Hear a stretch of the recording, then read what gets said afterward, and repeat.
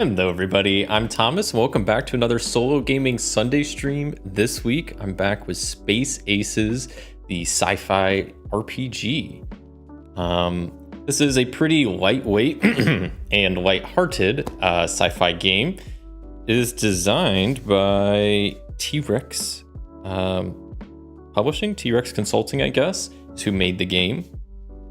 And yeah, I'm just gonna be doing a bit of like what I normally do. I'll do a bit of a rules overview, not super in-depth, but we'll try to touch on most of the important things. And then I will go into character creation, episode creation, and do some playing and hopefully get through a whole little episode. That'd be kind of cool. Yeah. I guess before I get too much into this, I should note I am using a couple of extra things. I try not to use too many extra things, especially if I'm just playing something for the first time. But this is a pretty lightweight game, so as you can see here, this might look familiar. This is the Mythic 2nd edition, Mythic Game Master Emulator little fate chart. So I will be using the fate chart. I'm going to be keeping track of this game and kind of scenes, so I'm going to also be using the chaos factor and the fate chart together. I have extra mythic tables off to the side just in case I need them, like the random event focus. So I'll be using the fate chart for like random questions and whatnot. And then, of course, the other thing I do have is my Table Fables book, mainly for the name section, because that is one thing that is kind of not in a lot of the tables in this are names. So I'm going to be using that pretty much just for names. And that's it. So Mythic for the chart and the Chaos Factor, and Table Fables for the names, and Space Aces for the rest of the fun. Yeah. So I guess I'll kind of just hop into what Space Aces is. Or Space Ace. Well, it's Space Aces. So I'll read this intro text here. We'll zoom in a little bit on it, since I'll just be going over all this stuff here. Welcome to the Space Ace Brigade. The galactic gig economy is alive and thriving. The galaxy is chock full of things that need doing, anomalies that need exploring, and pickles that need unpickling. You, dear recruits, are just the ones to do them. You won't live to regret your choice. Mostly competent and highly motivated is good enough in our books. Remember, the contract is sacred, your debts are real, and the alternatives ain't that great, so buckle up and strap in. So as you can see, it kind of sets the tone. Once again, kind of a pretty lighthearted game. In this game, you're working for Space Ace Brigade, where you're just doing random jobs for people throughout the galaxy and whatnot. So a little table of contents here and a little quote that I feel like I have to read. Space is big. You just won't believe how vastly, hugely, mind-bogglingly big it is. That's a quote from Douglas Adams of the Hitchhiker's Guide to the Galaxy. So here's a little overview of everything that I'll be going over and everything that's in this book PDF. I mean, I bought the PDF and then printed it out. So the how to play section, as you can see, the actual rules itself for the entire game is only about 3 or 4 pages. So it's not a lot of rules. And then all the rest of this is just tables for random stuff, which is pretty cool. So you have your mission generator to generate what you're doing, your episode events. Galactic Guidebook is for doing a planetary hex crawl type thing. You have Star Hulks and Space Ruins for doing a bit of like dungeon diving type thing. If you're doing like an exploring like a ruins or a temple, that's what that's for. You have Starship Shenanigans for space, creating a starship and also like how to navigate space. That's also what Hyperspace Hubris is, a space travel and sector generator. You got Friends and Frenemies, which is a character generator, mainly just like personality traits and whatnot.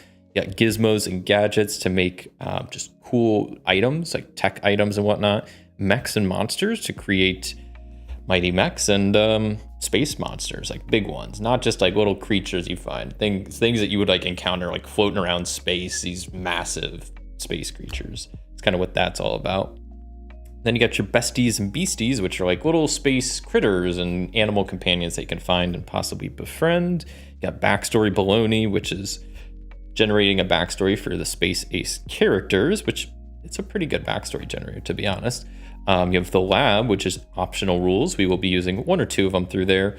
And then there's a MacGuffin generator to generate some sort of item or thing that's kind of crucial to the plot. So that's all of that. So I will be setting this off to the side for now. I don't really need it. Yeah, I'll put that up. I'll put that over here. Okay, so yes, Space Aces is rooted in the love of all things campy sci-fi. It is a tools over rules system that supports GM-led and GM-less solo or co-op play. The generator tables are crafted to provide a minimalist and evocative hard edge for the players and GMs to crystallize their ideas on. The fun of Space Aces is often interpreting the results together. There's some stuff about safety rules, which just playing solo, so I'm not going to go over that. Then we have some of the actual main dice mechanic here is rolling the dice. So 2 dice are rolled every time you're doing something risky, dangerous, or uncertain. You always roll a d20 and a d6. The d20 is called your action dice, and that's what you're adding your action score to try to complete the challenge. The d6 is called your complication dice. It's kind of like what it sounds like. It's for complications. And it makes a good point here. If a situation isn't risky and it's not dangerous or uncertain, you shouldn't be rolling. You should only be rolling if it's uncertain, risky, or dangerous. So setting the difficulty, the GM takes into consideration the player's position in the fiction, their approach, previous benefits or costs, skills, styles, and then asks how hard is it to do this? And basically, all things in this game are either easy, and they have a difficulty of 5, tricky with a difficulty of 10, hard with a difficulty of 15, or epic with a difficulty of 20. Once the difficulty is set, you have to determine the stakes. So if it's something dangerous, what could go wrong? If it's uncertain, what happens if they fail? Or, so those are the main ones. If you're risking something, you just need to figure out what you're risking. And if you're not risking anything, then once again, you shouldn't really be rolling if it's not something dangerous or uncertain. So like I said, the D20 is the action dice. You'll be adding your appropriate stat, which I'll go over stats here in a minute, to the roll and using that to see if you succeeded.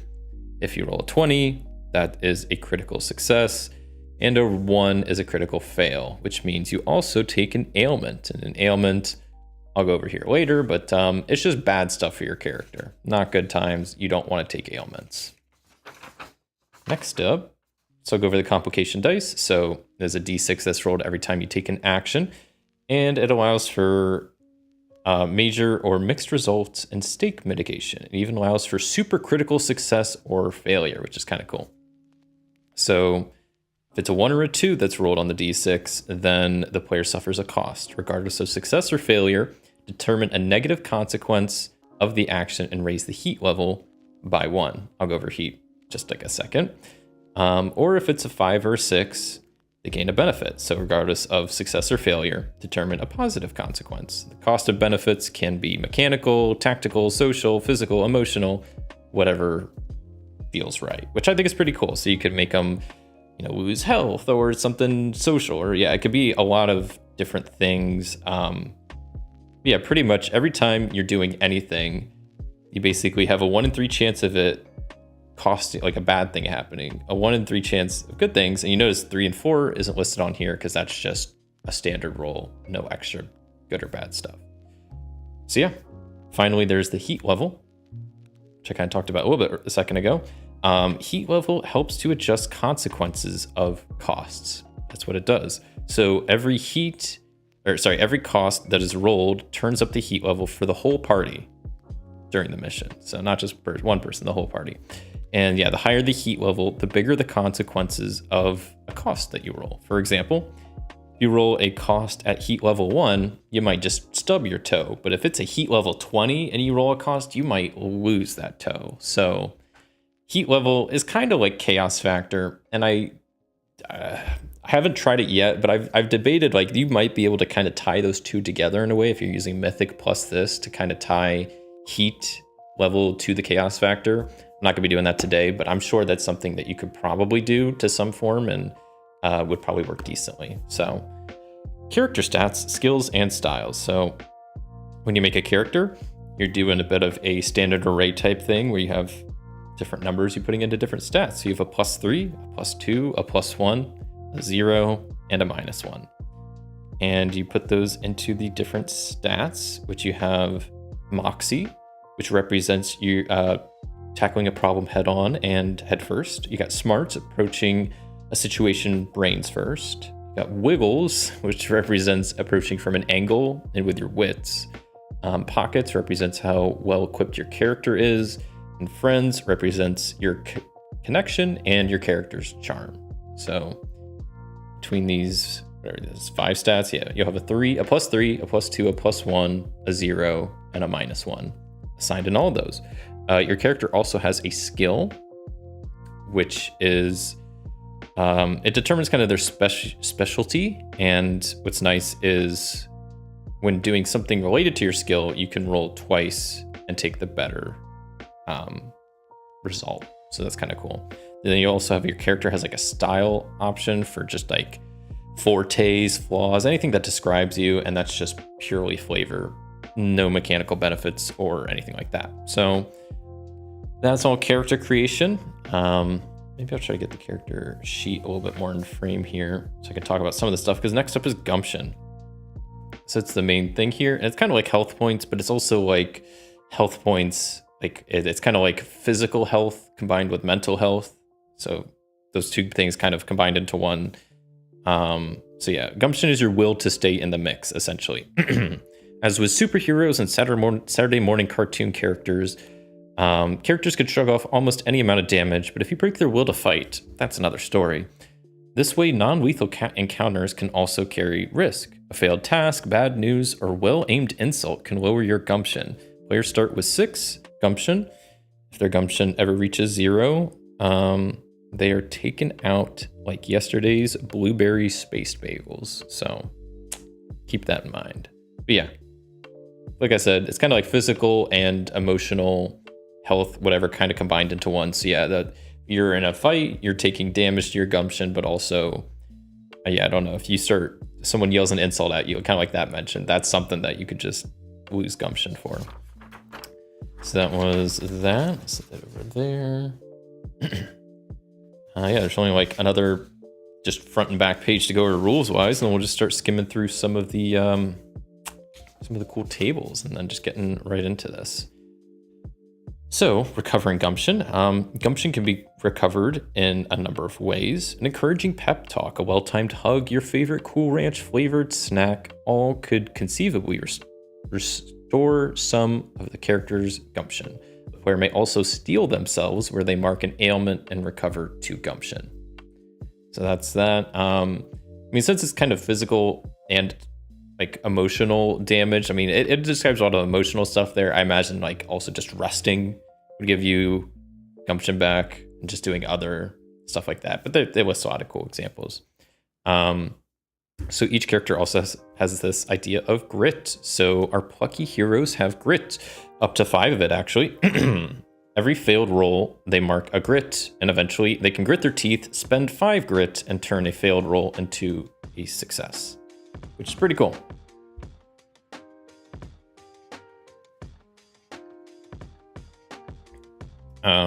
There's a little note here that this mechanic has a little bit room for abuse, so you need to be careful if, you know, you're GMing something that players can abuse this if you're not careful, but if you're just trying to keep doing stuff that you know you're going to fail at, trying to earn grit, you know, that's, yeah. But I'm playing solo, so I'm not worried about that. I'm not going to try to pull one over on myself and try to abuse this system. All right, Scuffles. So Scuffles, this is kind of combat, but maybe not quite, because Scuffles come in all shapes and sizes. It can be anything from a dance-off to a pie-eating contest, and yes, even fisticuffs can qualify as Scuffles. Players should think outside the box before starting a scuffle and utilize any tactical advantage they can to gain the high ground. In general, most player characters and NPCs will just deal 1 harm to gumption when doing stuff. Bigger, badder guys might hit for 2 or 3 items, or costs and benefits might modify that number as well. One thing it notes here is difficulty is not fixed, it's dynamic. It is modified by the fiction. So if a player misses on a hit and a baddie rolls a benefit, perhaps it puts their team in a better position, dropping the difficulty for the next attack. General guidelines up here: small baddies, easy level, medium or tricky, and the big guys are hard to hit. So gives you a nice little structure for how to do that. And here are the whole entire combat rules. That's it. It's just this little section, because it's pretty straightforward. This game is very fiction forward, fiction first. So there's not going to be any grid or movement or anything like that. It's a lot like Iron Sword and Starforge combat, if you're familiar. That's kind of how scuffles work.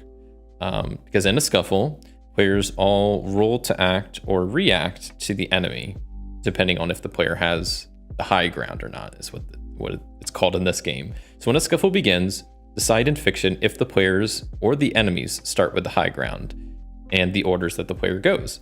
After the scuffle starts, though, players can kind of individually gain or lose the high ground. So it's just because everybody starts out really good doesn't mean that everybody's tied together. Then after that, one person could do bad, but that one person can keep doing good. And the high ground can kind of shift between people, but starting out, it's all the same.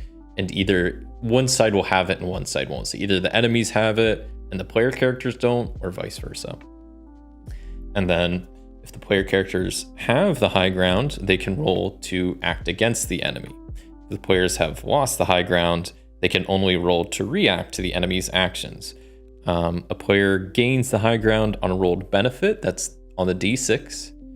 That's rolled every time you do a test. A player loses the high ground on a cost. Once again, that's on the D6. And pretty much players just take turns acting upon or reacting to the enemy, depending on whoever has the high ground. The player is always the one rolling, never the GM. And it's kind of, like I said, kind of Iron Sword and Starforged, where, yeah, it's kind of weird, maybe, but I'm kind of used to playing like this, at least a little bit.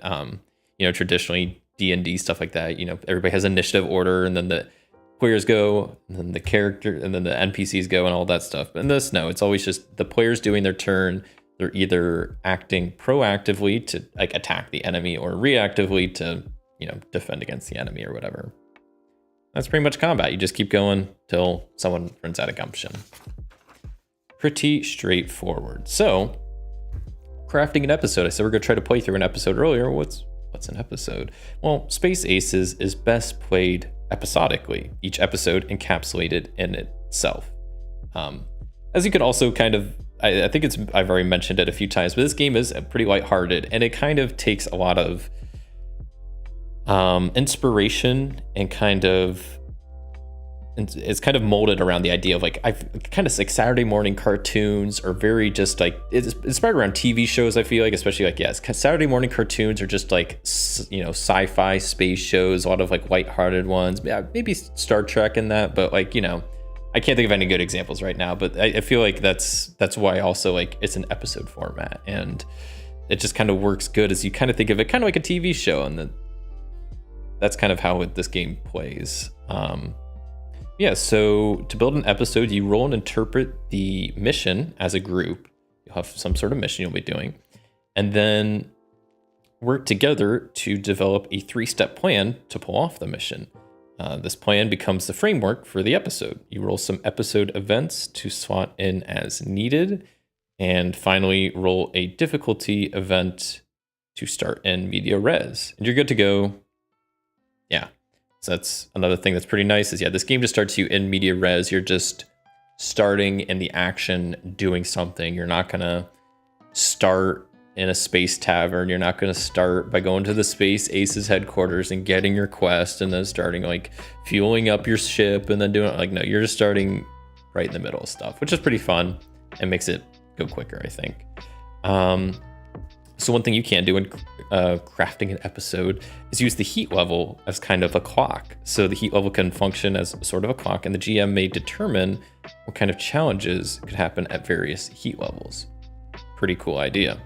The snag. So most episodes have some sort of snag. It's like a twist dropped by the GM at an opportune moment during the ship to make sure the story, to make the story more fun and surprising. And right below that, it's kind of nice. They have a little section about snags in GM list play. So Yeah, it's kind of hard to surprise yourself with a twist as an option. When a failed action also has a cost, compare the action roll to the current heat level. If the result is less than the heat level, then roll on the snag table. Pretty cool idea. That's probably what I'll do, is just I won't even roll on the snag at all until that happens. So I need to maybe write that down, because when I was playing before, I kind of forgot when that happens. So it's when a failed, compare the action roll to the current heat level. Okay. And if it's less than, okay. I'm just gonna write that over here. Okay.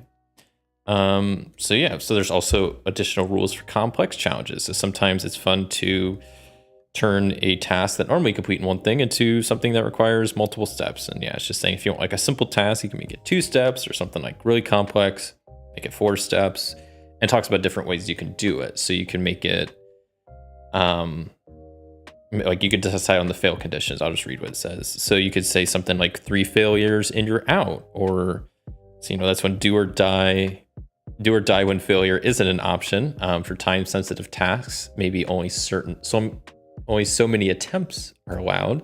You could also use like a fuel gauge system where each success raises it by 1, and then each failure goes down 1. If it's ever empty, you'll lose. If you're trying to get to like a certain number, it's kind of cool idea to do like that fuel gauge system or whatever. But yeah.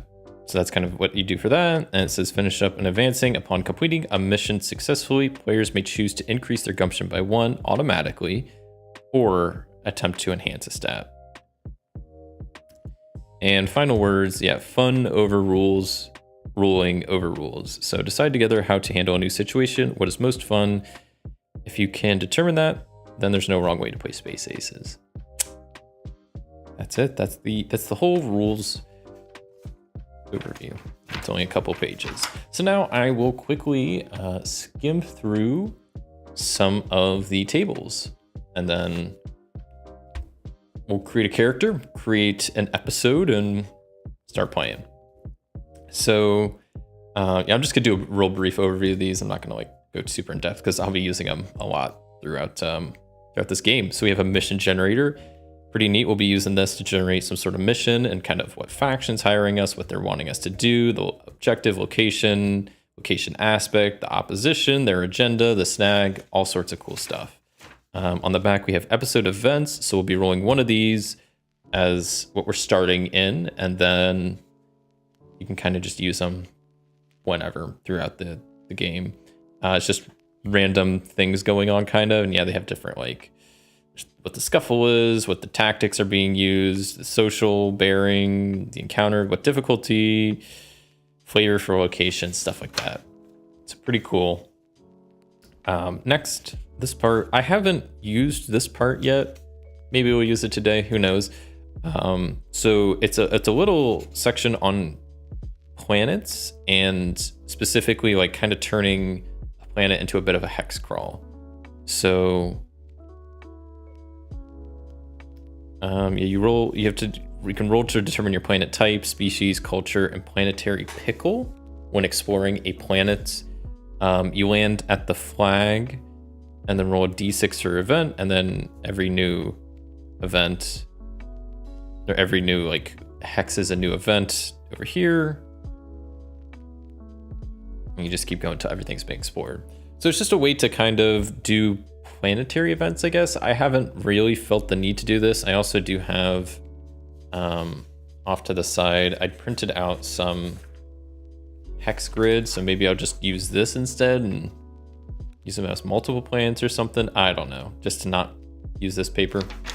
But like I said, since I've played, I've not actually done this yet, but maybe it'll come up this time. On the back of here, we got some really nice little tables to generate some simple planets. So you got planet type, planetary pickle. And that's not just talking about like the actual pickle, like what kind of situations, what kind of issues are the planets having, that kind of pickle. You got species, prefix, and suffix to make up species names, the culture type, feature aspect of the planet, features of interest. Pretty basic stuff, but pretty neat. Then you have the Star Ruins and Space Hulks. Kind of talked about this earlier. This is kind of the rules if you're trying to do a bit of dungeon diving or temple exploring or whatever, where you're going through a significant area that you'll be exploring for a while. And yeah, you can kind of set up like the danger level, the depth, the looming threat, stuff like that. You have like a supplies level. And once again, I actually haven't used this stuff yet. Maybe it'll come up today, but I have not. At least so far what I've played. There's also on the back stuff for monster type, monster aspect. You can make the monsters bearing towards you, their size, also just general hazards that you can encounter, and treasure. Just random stuff that you would need for a space kind of dungeon type thing. Starships. So there are different starship stuff that you can roll on. So you can get ships in this game. It's a space game. We'll be doing space tasks, so we'll be in a starship. So yeah, there's different sizes. They all have different stats. You got different quirks you can roll on for not some mostly bad stuff, and then you have a bunch of cool perks, stuff you can get in your thing, in your ship, and also like table down here on how you got it. Pretty straightforward. You also have rules right here about how to handle starship scuffles. So like if you're in a space battle, the different stations and how people manning those work, and once the shields go down, like how to see which ships or which parts get damaged and stuff like that. So pretty cool stuff. Once again, I haven't used this stuff yet. Maybe it'll come up today, but I haven't played this game a crazy amount, so I'm still pretty new to it, but also it's pretty light, so there's not too much to it, but there's a lot of like additional rules for stuff like that just like I haven't gotten into space combat yet. So we got hyperspace hubris, about space travel. So I'll show you the other side real quick. This is kind of how the map is laid out for the sector mapping. You see here you got the D6, D20 along the side, so you just roll a D20 plus a D6, you get a random coordinate, and then you can see what kind of object it is, if it's a planet or an asteroid field, the size, if it's an anomaly. You have some words down there to kind of generate some anomalies. Yeah, this is talking about how space travel works. And yeah, it's pretty straightforward. You have like a fuel, do like a navigation test. If you pass it, you got there fine. If not, you have some sort of space encounter, and all this other stuff is for space encounters. So that's that. Friends and frenemies. So this is mainly just quirks and kind of personality traits, not really descriptions, like physical descriptions. So you have like notable quirks, a helpful forte, what your demeanor is, maybe exploitable flaw, someone's goal, an object, a secret, stuff like that. But nice to have. And also I like this idea of here that you can add some intensity to each of these to give it a little bit more depth.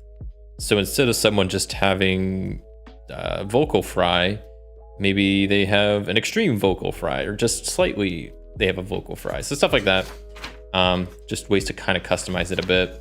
This page is pretty cool. The gadgets and gizmos page allows you to generate some gadgets and gizmos. So you have like whatever type it is, durability, prefix, the form, its effect, aspect. You can just rules on kind of upgrading it. And yeah, it's a pretty cool thing just to let you create random stuff. Mighty mechs. Yeah, if you want a mech suit in this game, there's rules for it, and different weapons you can have, different systems you can have. And of course, I mean, if you're gonna have mechs in a game, then you better have ways to form the mechs together to make a big mech. And this game definitely has it. The interlock activation is what it's called. And yeah, a rolled benefit charges the interlocks 1 level, and when 2 or more mechs have fully charged their interlocks, they may combine into 1 mega mech. Pretty cool stuff, right? Like I said, very Saturday morning kind of cartoon vibes, but I think it's fun. I like the vibe of this for sure. You got your massive monster charts, so you have like what kind of class they are, how big they are, stuff like what type, form, their abilities, their nature, weak spot, motivation, stuff like that, to create all sorts of big old monsters in space. I got your besties and beasties. So these are like the little critters and creatures you can find, kind of the just space animals that maybe they'll be hunting you, maybe they'll just be small little guys that you'll bring on your ship. Who knows? Yeah, there's all sorts of just appearance, personality trait, stuff like that. Got the backstory baloney. So pretty nice way to generate, honestly, a pretty good backstory for different characters, which I will definitely be using to generate backstory. Got the lab, pretty nice little extra optional rules that stuff, if you want to use them, you can, which I think is a pretty neat idea. Some of them are kind of make the game hard. Like there's a hard mode, there's exploding pickles, ripping the uniform. Assimilate this. Saying your character's catchphrase gives you a bonus to your roll. The amount depends on how well it is said and how appropriate the phrase fits. Usable once per session to avoid it becoming a cliche. Like just stuff like that, like just little rules. Pretty fun. The main one I plan on using is this player profession. So you roll like what your, I guess, I don't know, status was, and then what your profession was. So you might be like a notorious astromall cop, and then that's your skill. Pretty fun stuff. It makes it a little bit more flavorful than just saying like your skill is like, oh, I'm the tech guy, or like I'm good with swords, or I don't know, just random stuff. And then finally on the back this is pretty cool. It's a MacGuffin maker. So what you do is you drop a D6 on this page to make a MacGuffin. So let's just make one right now just to see what happens. So you take a D6, I kind of roll it and just drop it on this page. Well, it didn't drop on the page. Let me try it again. Okay, so that was closest to the snake boy, so we'll go with that. So it's a 6 on there. So you interpret the results by combining the icon underneath and the corresponding question. So wouldn't it be great if T-Rex in a like a mask? So it's like someone's trying to either like steal a T-Rex or make some like some dinosaurs specifically made for like robbing or something. Maybe like or some prize dinosaur. So I don't know. That's kind of the gist, is just you just drop a dice on there and try to make it make sense.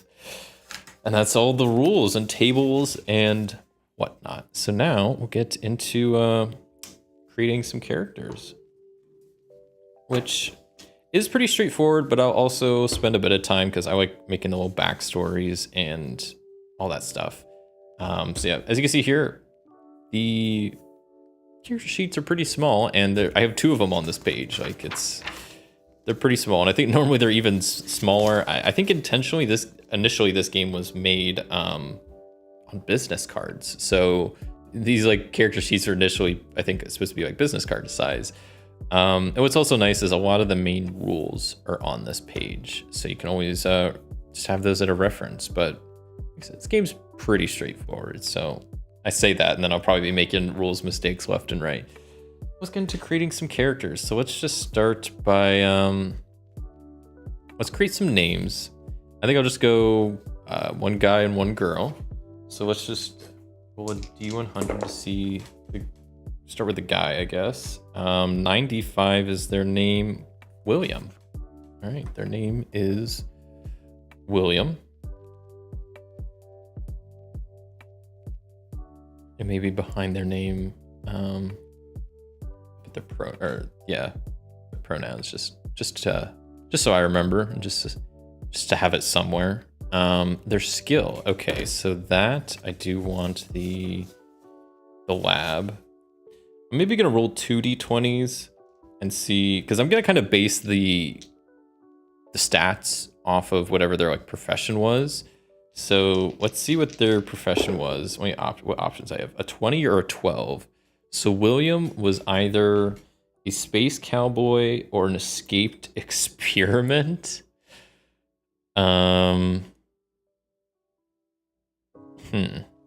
We'll say we'll go with space cowboy, and then we roll a d6 to see 1. So he was a fired space cowboy. All right, that's William. So whenever I do a skill check that relates to me being a fired space cowboy, I'll get a bonus to that, or I get to roll twice essentially. Okay, well that's something, I guess. So personality traits, styles. I can go to this page here, see what's going on. So maybe I'll I don't know. There's a bunch of options. Maybe I'll give him a quirk and a forte. That sounds pretty good. I don't know. I'll use the white dice as the first one. So 4 and 4. So his quirk is that he's a bit of a prankster. Okay.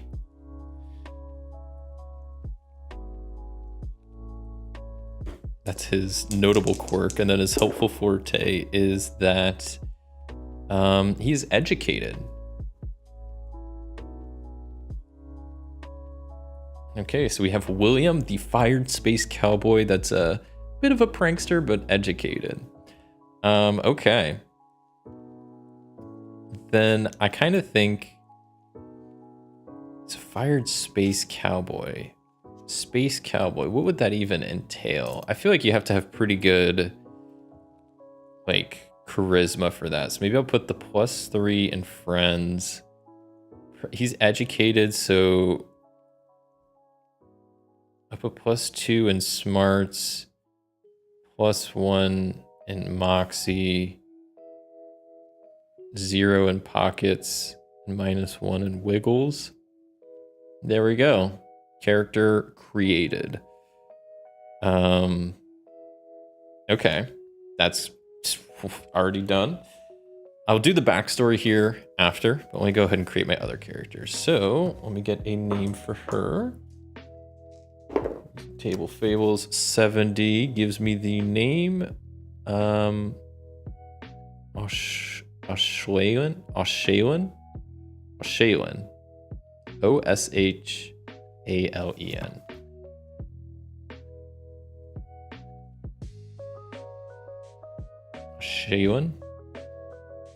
Shaylin. Okay. It's a unique name. She and her. All right. So her skill, or I guess past profession. Let me roll 2d20 and take whichever one I think is more interesting, pretty much. So I got 1 and 9 as my 2 options. So either she was a cat burglar or a net hacker. Both interesting past careers. A cat burglar or a net hacker. The net hacker sounds pretty interesting, so we'll go with that. Oh, but then I need to also see what kind of net hacker she was. A 3. So that means she is a retired net hacker. Okay. Let me add that in there.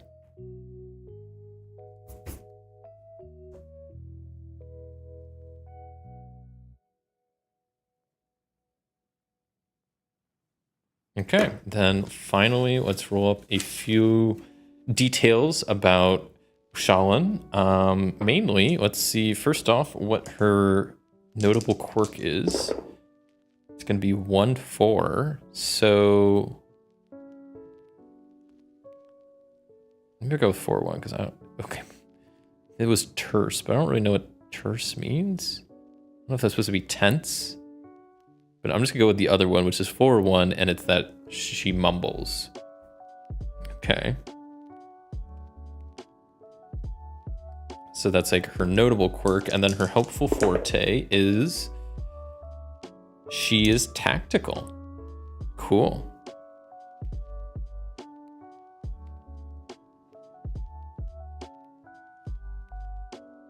So maybe she has +3 smarts, +2 wiggles, +1 pockets, 0 moxie, and isn't well connected. So forgot to set the gumption. They both start out with 6. And just like that, we got both of our space aces created. William, the retired space cowboy, and Oshalan, the retired net hacker. Cool. So I do want to generate some backstory for these characters. What did I just do? Just grabbing stuff.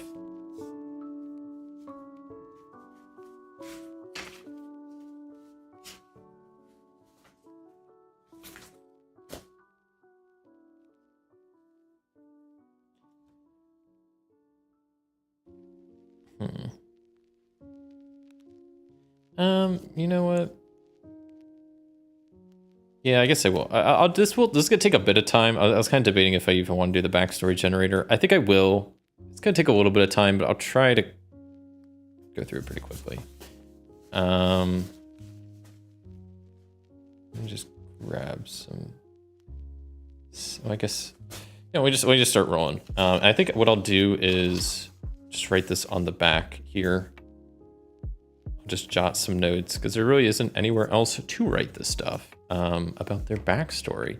So let's see how William, the fired space cowboy, what he's been up to until he joined the Space Aces. So first off is his place of origin. Just roll a d6 for that. I don't know. Is this? I'll try to get the dice kind of on screen. 1. So he was born on a planet. So I have to roll a planet type and a culture. So we got 4-1. So he was born on an artificial planet that, whoops, I was only supposed to roll one of those. An artificial planet, that's a 3, with just 1 culture. So an artificial planet with psionics on it. Interesting.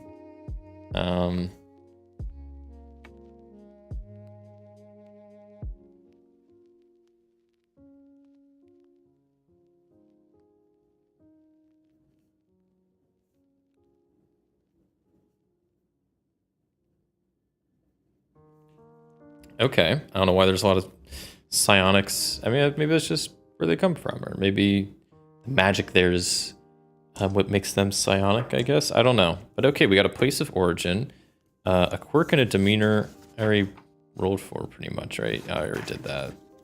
So I rolled a quirk and something else. I think a helpful forte, but whatever. It's basically the same thing. So then step 3, early life. They grew up with a goal. And how did it go? So the goal.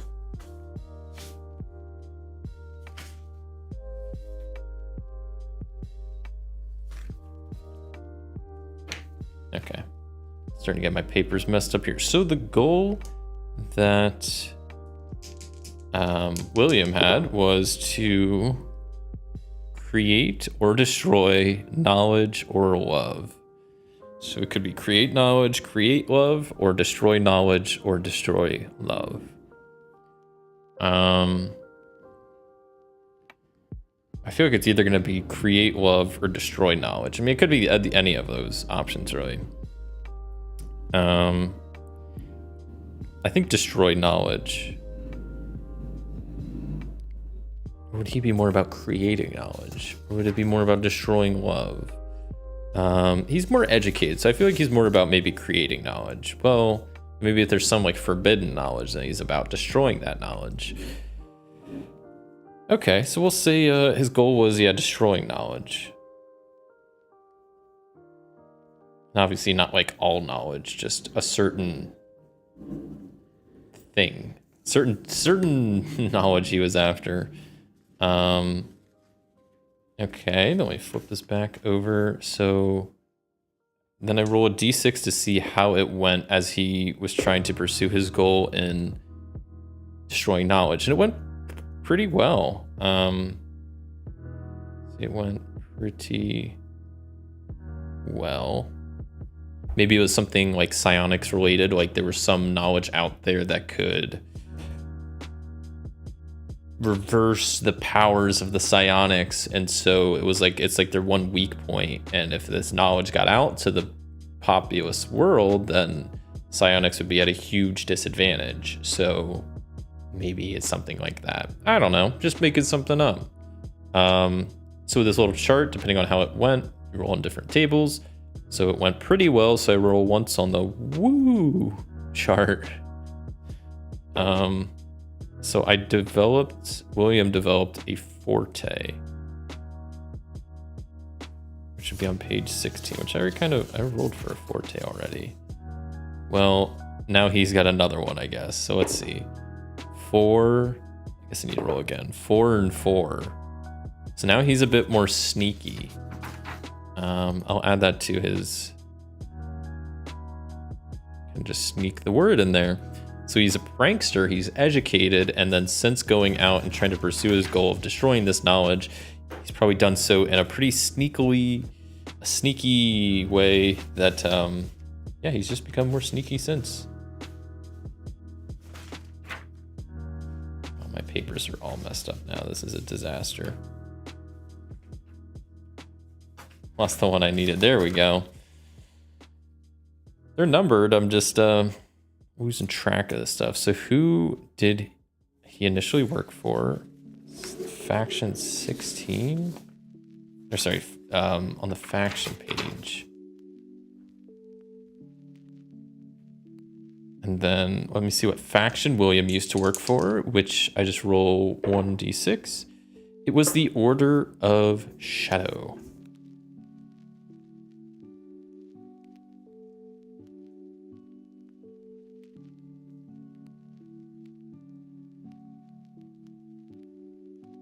And that explains why he's a bit more sneaky now, working for the Order of Shadows. Maybe that's how he got hired, because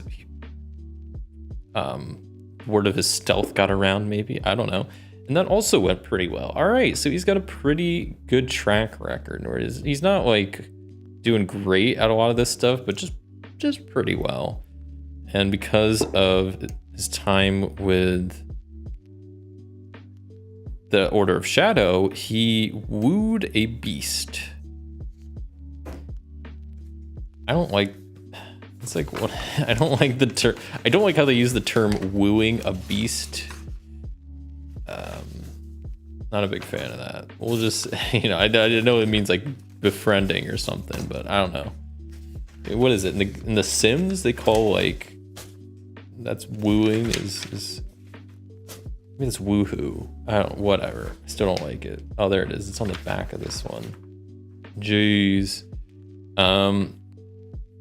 So what do I roll for a beastie? I think it's probably most of this stuff. I could just see what they are. So wooed a beast. Let's see what kind of creature that was. So their appearance, they're only a single species.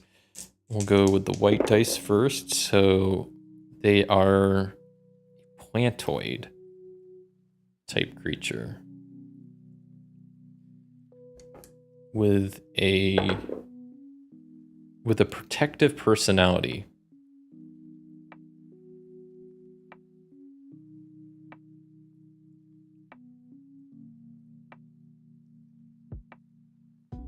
Okay.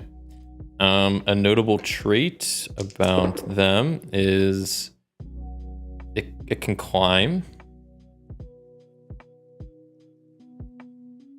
Imagine, if it's a plant-based kind of creature, that checks out. Special ability is it has a weakening ability.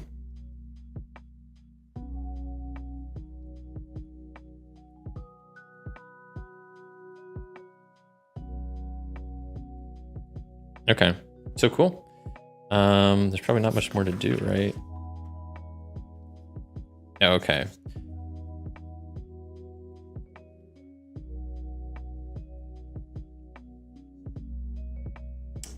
Okay, and then I see who I was working for after that. Pretty much my previous employer was 6. So I worked for species 4774. And that went decently, and the faction owes me a favor.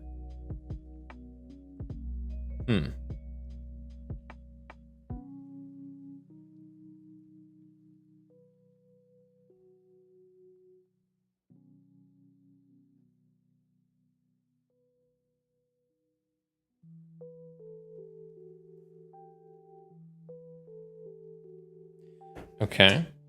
And I think that's it. Then I would normally roll for a skill, but I have done that already. So yeah, I guess normally you'd probably do this more to fill in. I already kind of did this when I did my character, so maybe I did this a little bit out of order, but that's okay. All right, so let's figure out the stuff for Oshlin. Oh, Shaylin. I'm gonna pronounce that a billion different ways throughout this this recording. So 2. So she also comes from a planet.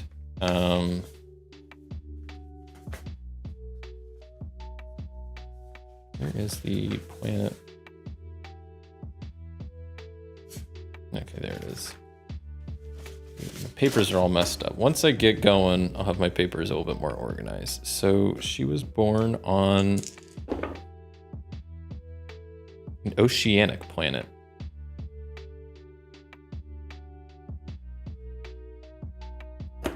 That has, let's see, how many cultures? Just one culture of, let me re-roll this one.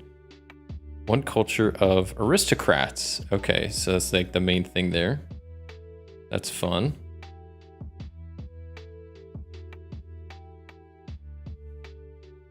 Her initial goal.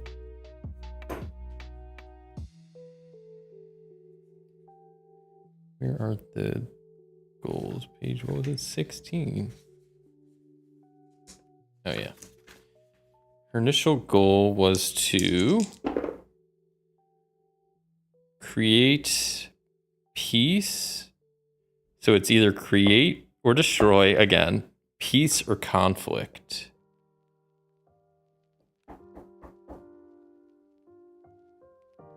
So either she was trying, I mean, that's kind of similar, right? Creating peace or destroying conflict. It's pretty similar, but a little bit different. We'll go with create peace. Seems like a pretty good goal. Who knows what that exactly entails? Probably just mainly stuff on her planet.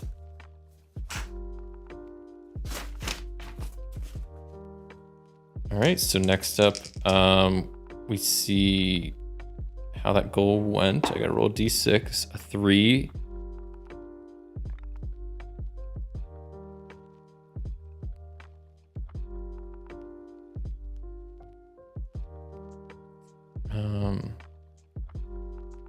So I roll on the MacGuffin maker. Okay.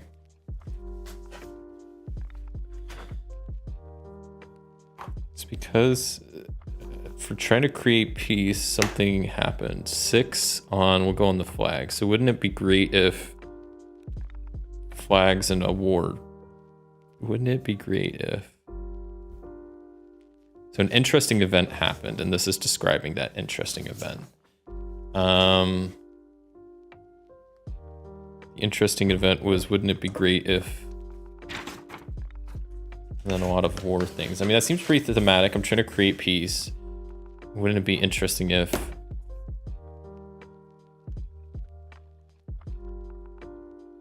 Yeah, I don't know. Maybe just that at some point there was like some battle where a lot of people like just decided to lay down arms. Yeah, it just led to people in army. I don't know. Yeah, laying down their arms or just, yeah, what, like just giving up on the battle, giving up on the fight. Whatever the conflict is that she's trying to resolve some peace for. So next up was her goal and kind of what happened. So who was her initial employer as she started to get out there in this world? Was Faction 4, so the Free Trader Syndicate.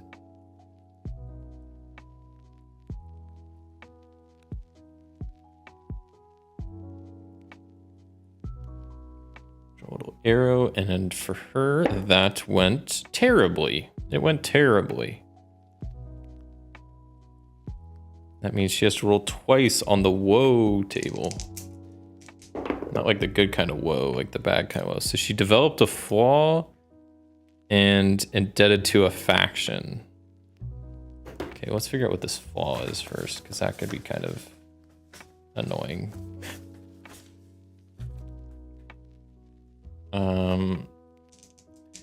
Her flaw is that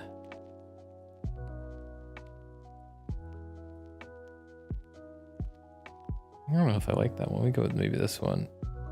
2-6. It's just that she's vain. She's vain now. Okay. Okay. And then yeah, she's indebted to a faction. Now, would it be that faction or a different one? We'll see. It's probably that one. Just yeah.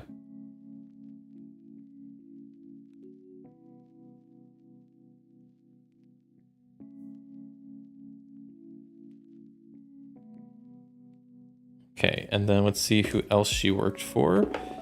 B5, is that not the same one? Oh no, that's the Explore a Corp.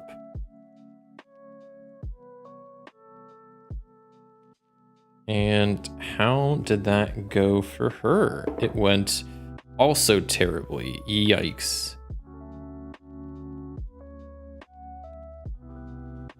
Not good rolls. So 2 and 6. So she made a frenemy and was imprisoned for D6 years. She was imprisoned for 6 years?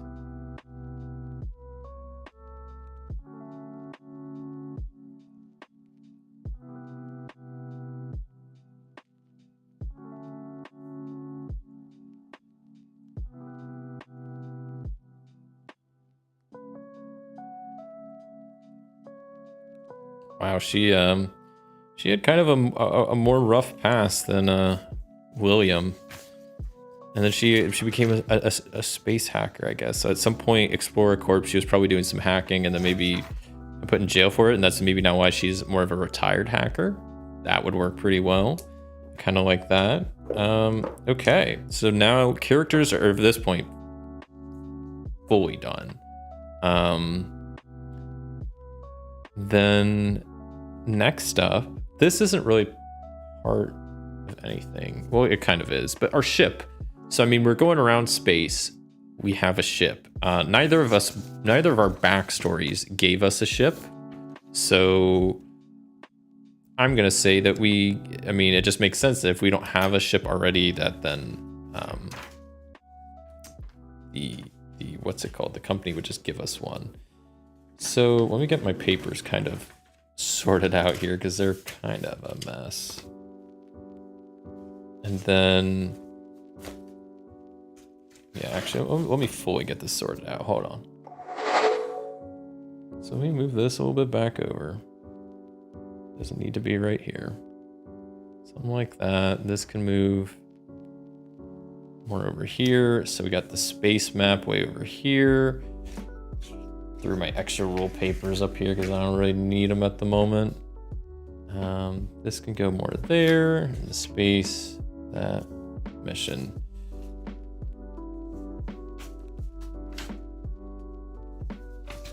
Yeah, 1, 2. Okay, that one's pretty important. This one's also pretty important. This one's also pretty important.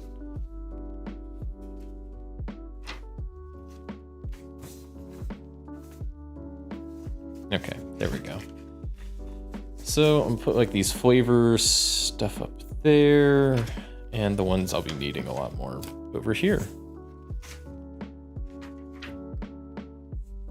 But yeah, before we started getting into the actual mission generation, yeah, the one thing I wanted to figure out was my spaceship. So they gave us a spaceship. What kind of spaceship do we have? I'm assuming it's a medium. Let's ask Mythic our first question. Is it a medium spaceship? I'm gonna go with very likely. We're at Chaos Factor 5 is what we're starting at. So is it a medium spaceship? It is. It's a medium spaceship we have. Great. So this little spaceship, I'm just gonna jot some stuff down. So the size, it's medium. So I mentioned this is a pretty rules light game, which it's great. Honestly, I think as of right now, you can get the PDF for this. I think last I looked, it was on sale for like $5. I think normally it's $10. Right now it's $5. So even if you just play sci-fi games, you think these tables look cool, I would say this is absolutely worth it for the tables. But as a game itself, it's pretty rules light, and a lot of the times you have to kind of fill in the gaps. So for example, it talks about fuel and stuff like that, which is great. It doesn't talk about refueling, which isn't huge, but also, like, in my mind, the different ships should probably have different like fuel amounts. You know, the small one can't carry much, and then it just goes up as you get a bigger ship. So throughout this whole book, they use the numbers 5, 10, 15, 20 a lot. So I'm like, okay, let's just make that the fuel reserve. So that's kind of what I jotted down in parentheses behind the ship here is just what I think is maybe a good level, just so I have an idea of like how much fuel can the ship hold. So it's 5, 10, 15, or 20 fuel amount. And then the other thing I noted on here that when I was playing, it kind of makes sense that each ship, you know, has some sensors on it, has some detectors and whatnot. And I think that once again, it kind of makes sense that as the ship gets bigger, stuff gets better. So the small ship is kind of able to detect stuff in the close by space. I made it like a 2x2 range. The medium can detect in the 3x3, 4x4, and then 5x5 for the largest ship.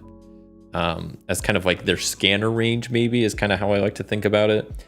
Once again, this kind of fuel range and scanner range are not part of the base rules, but as I was playing, it felt like something that I wanted, so that's why I put it there. They're not perfect, but it's just something I came up with. So yeah, there's a lot of parts in this game we'll have to kind of fill in the gaps like that, but I don't really mind if it's super simple stuff like that. And yeah, I think it works pretty good from what I've played so far. So we start with a medium ship. We'll say we got it fully fueled. So we start with 10 out of 10 fuel. So it has a scanner of a 3x3. That's the other thing I talked about. And then its actual stats of 4 shield, 2 reactor, 2 damage, and an average speed. I also don't really know how to incorporate the speed into the actual game. The main way I found that is just narratively, you just got there sooner. But mechanically, it seems like the speed doesn't really matter. It seems like they all have the same fuel efficiency, I guess you could say. Okay, but now we can start generating the episode, which game comes with these little episode guides here. And as you can see, they're also pretty small. I think I changed the printing size of this because I printed out like 4 of them to a page. But yeah, we're gonna go through this step by step and figure out kind of the setup and the scenes and all that stuff. So let's get started with this, with the mission generator. Let's figure out who good old William and O'Shalin, I'm gonna forget her name, O'Shalin, who they are getting hired by. I'll roll a d6, 5. So they are getting hired by Explorer Corp.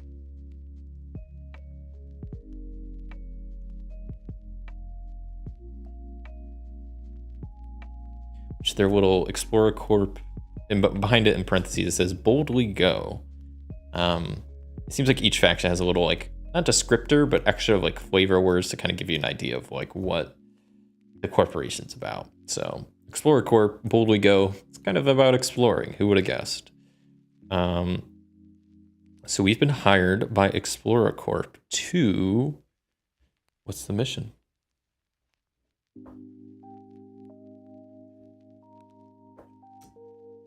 So it's to either destroy or defend a friend or a frenemy at a strange anomaly. Guess I'll roll one more. An enclave, like a congregate. Let me reroll that. That one's kind of weird. Or a den. Okay. So got some options like how to interpret some of this. We can like destroy or defend a friend or a frenemy. We're at a strange anomaly and like at a den on a strange anomaly. So it's either gonna be destroy a frenemy or defend a friend. We'll go with defend a friend. I like that. So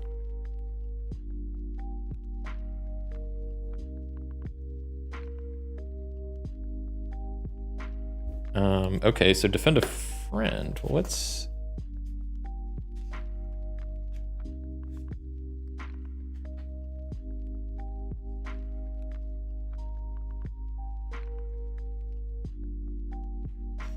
sorry, I'm trying to sometimes I'm trying even though there's not that many tables, sometimes I kind of forget which tables have which info. This is what I want. It's just like a species name for I don't know what we're defending. So 22, it is a mu and a 1 and a 6, a mu wall.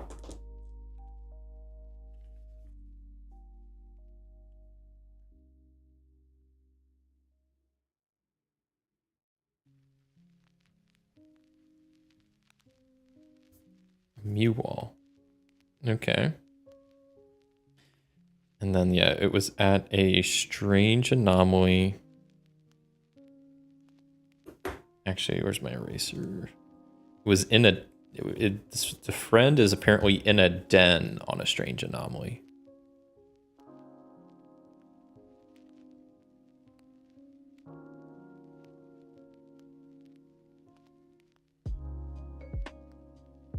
I want room to write. And then finally, I need to watch out for either monster or invasion with their agenda of sowing chaos. Let's go with a monster.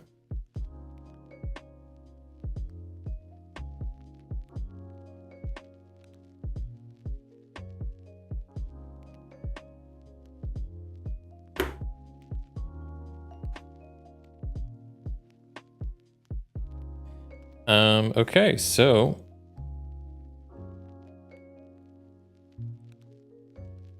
Explorer Corp's hiring us to defend a friend that's in a den on a strange anomaly. And we have to watch out for a monster that's trying to sow chaos. Probably the monster we have to defend the friend from.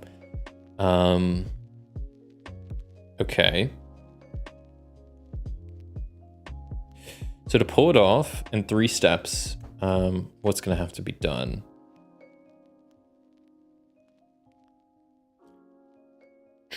Travel to the strange anomaly. That's step 1.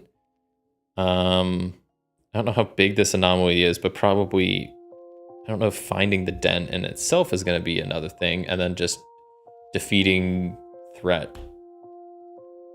I think that sounds good. That seems like a pretty good 3-part. So,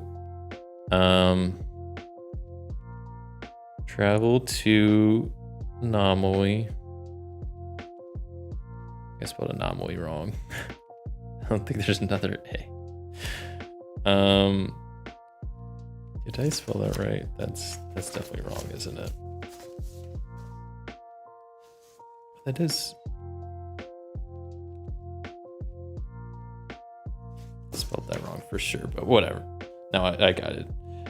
So travel to anomaly, then locate the den, and then finally defeat the threat. Pretty straightforward. Hello there, Katie K. Happy Sunday to you too. Gen Con was really, really fun. I had a blast. Was really busy. I walked a lot, did a lot of stuff, demoed a lot more games. Was there a day longer than I was last year. Yeah, it was a ton of fun. Got a lot of cool games. Maybe not as many as I was planning on, which is a good thing, and mainly because also there was a couple games I was gonna get that were sold out. But overall, it was a ton of fun. Yeah. It was good to be back home after a couple of days of traveling though, and I've just been this week just kind of getting back into things. But yeah, it was a good time. Okay, so we got the scene set up. And I think all that's really left is to set up the snafu. Before we do that though, there is a little bit more prep you can do, and that I will plan to do, is this sector here that we're starting in.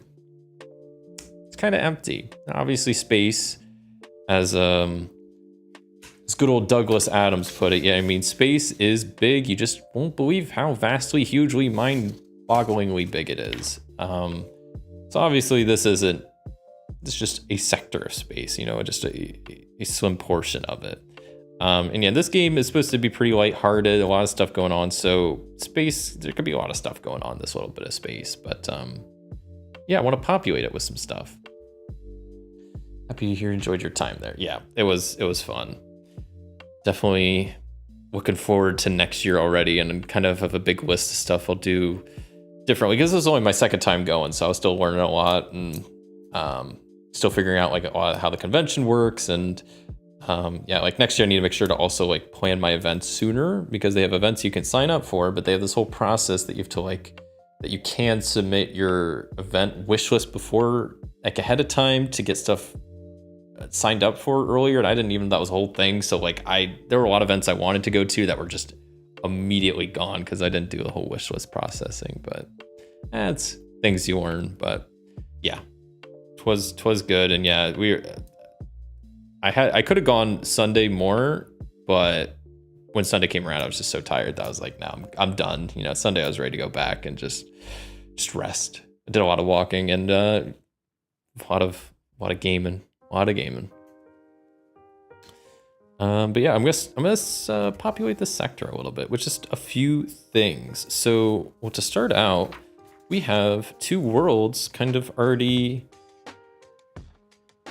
designed, not designed, but already talked about here. So let's add them in there somewhere, which could be kind of fun. So let me get a D20 and a D6 to generate some coordinates, and we'll start with William's planet, the artificial planet. Where is that?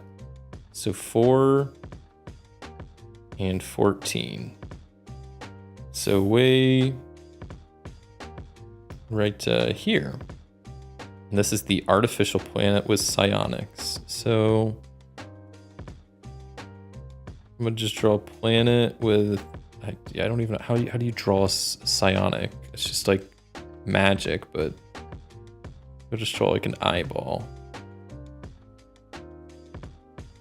That's not creepy. Just a giant eyeball on a planet. So that's where, oh yeah, we'll just write. It's an artificial planet with psionics. All right, and then let's generate some coordinates to see where Shalin's planet is. It's at 9-6. So way over here is the ocean planet full of aristocrats.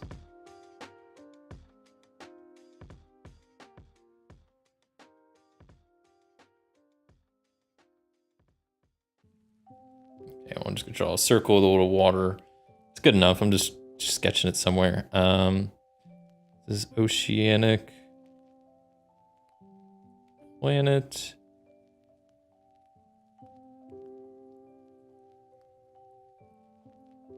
The aristocrats. So that's what's going on that planet. That's William's starting planet. And then what I think I'll do is I'm gonna generate 2 more planets. Technically 3. I'm gonna generate 2 more, just random ones. And then 1 more that will be wherever we start for in media res, once we actually start playing here. So, which we're almost to. I just want to get some more stuff in this space, because space is looking pretty empty right now, and we can always add more as we explore, and that's kind of why I added the little scanning mechanic, so our ships can like kind of see what's around them. But yeah, let's generate some locations for more planets. So 1 and 6, so something way up in the top right. And let me put this back here. Don't really need that. Mission generator, pretty much done with. So that can go way over here. And we just get the planets. Now, I'm not going to generate too much detail about each planet, just the basics. So this is going to be a tropical planet.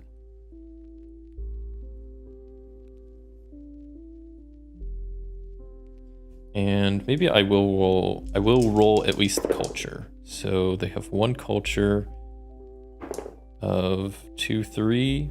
They have a medieval culture. Interesting. So they're way up here. I don't even know how to draw, like, palm tree maybe or something. I don't know.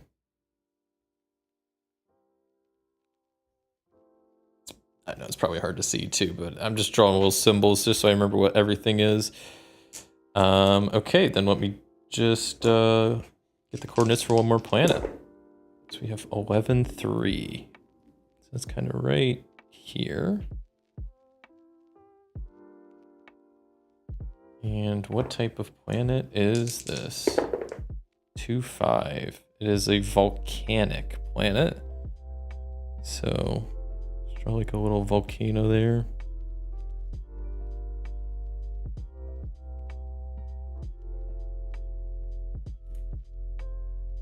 With a, what kind of culture? One culture of 2, 4. Utopian culture. Wow, okay. This was at 11, 3.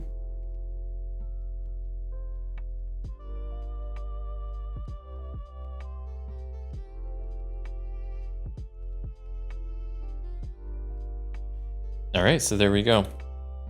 So we have this tropical planet up here. We got the ocean planet here, a volcanic planet, the artificial planet of the Scions. Now let's figure out where we're starting. And then maybe based on that, we'll figure out where we need to go. So let me roll up some coordinates to see what planet we're starting at. Crazy if it's somewhere that already exists. No, 14. Oh, this is supposed to be on line 13, I think. No, that one's right. 14, 2. Oh, so we're starting like right next to the Scion world. Something right here. And this planet, I will generate a bit more detail just because it's where we're at. So we would kind of know what's going on. This is an oceanic world. Great. This is 14, 2. Oceanic planet. See what kind of species are here. Well, let me get the feature aspect first. So, or sorry, not the feature, the culture. So 2 cultures are at peace. Let me re-roll both of these. So we have 4, 2. So these are also, they're psionics that live here. And psionics in suburbia. At peace. Okay.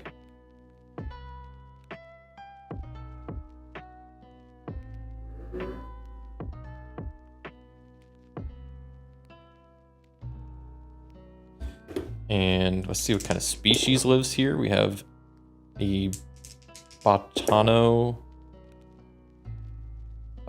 bug. Botano bug.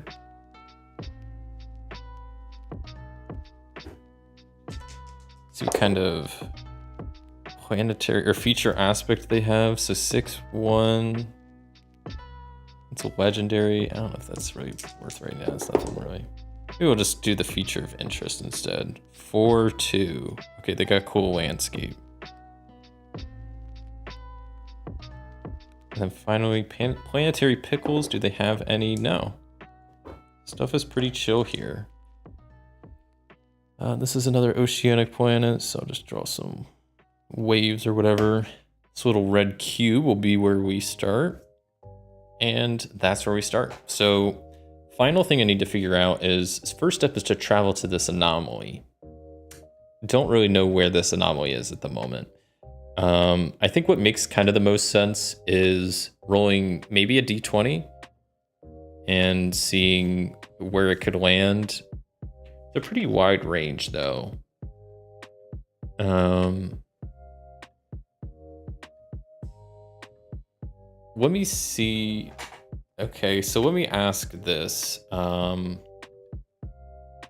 Maybe I'll ask Mythic, because I can ask Mythic questions, of course.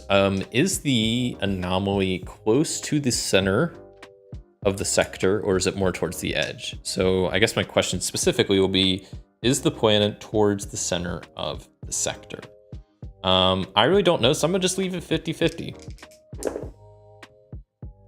Whoa, that's a 100.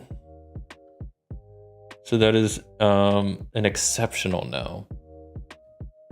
Okay. Is it towards the top of the sector? Yes or no? I'm leaving it 50-50. Top of the sector, it also came back no. So it's somewhere towards the bottom part of the sector. Exceptional no. Let's see. I'm gonna roll D4, and what I'll do is just make it like 1, 2, 3, 4. So it's gonna be like one of these 4 bottom spaces is where. So 1, 2, 3. So sector, this like 17 row is where this anomaly is that we have to travel to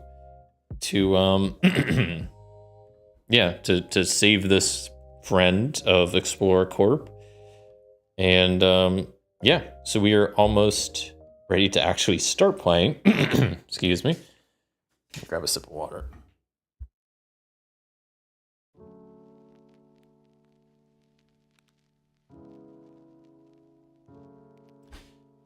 Final thing to do is actually figure out what we're doing on this oceanic planet. That's the snafu to start us out. So let's see what kind of event. So I need to roll a d6 to see if it's a normal event or complex. And it's a normal event. So then... Okay, so it's a... Oh, it's a scuffle. All right, so we got ourselves into a bit of a scuffle right off the bat. A scuffle with 1d6 minions. Little blue. 4 minions. Oh boy. And their tactic is going to be to hunt. Oh boy. Okay.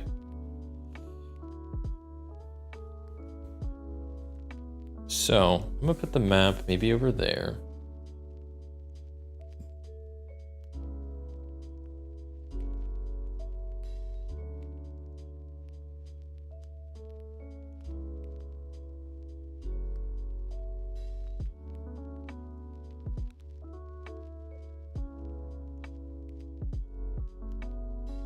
Okay.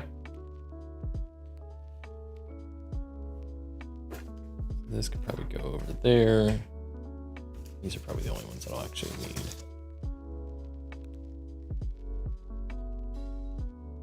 So quick recap, we got William, the fired space cowboy, and Oshalin, the retired net hacker, teaming up for this job, which they are hired by Explorer Corp to go defend a friend who is a me wall. This me wall is in a den somewhere on a strange anomaly, and there's some sort of monster sowing chaos that we need to watch out for. That's the monster that's also trying to get this friend that we have to defend them from. So we have to travel to the anomaly, locate the den, and then defeat the threat. And right now we begin on this oceanic planet over here as we're being hunted or hunting. I think we're being hunted by some creature, monster thing. I'm curious what exactly is hunting us. So let's see, let me get these papers in a little bit better order.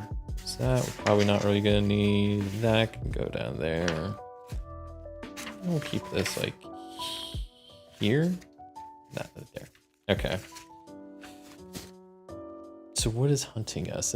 Yeah, that's a good question. I guess I can maybe go to this beasties. It was probably some sort of, it says it's a minion, so I'm gonna go with maybe it's some sort of like beast. And we'll see like, yeah, what's hunting us? I guess what there's 4 of them, right? Is that what I said? Yeah, there's 4 minions. So I guess also before we start, I should actually start my little journal here with the first scene. So scene 1. And right now we currently have chaos factor of 5, and our current position is 14-2. So maybe I'll mark that each time.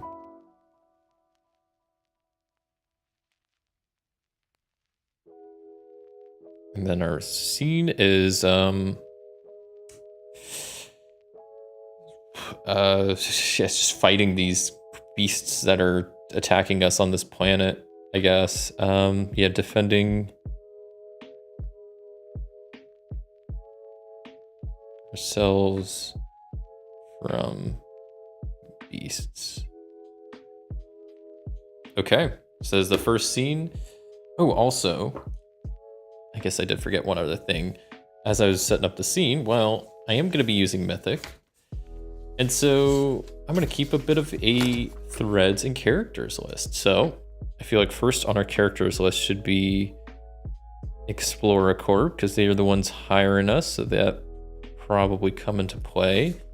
Let's get some of our characters' backstory federations as well. So we have Order of the Shadows and Federation Syndicate.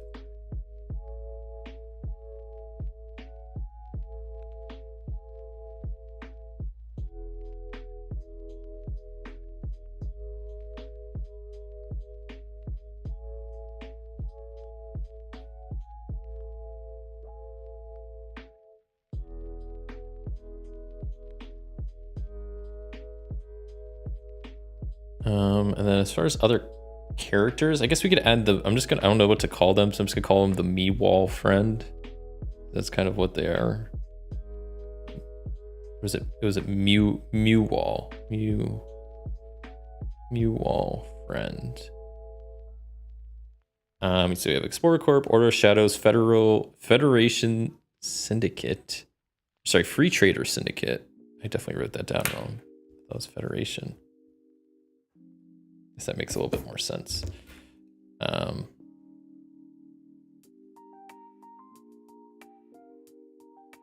Anything else I want to write down? I don't think so.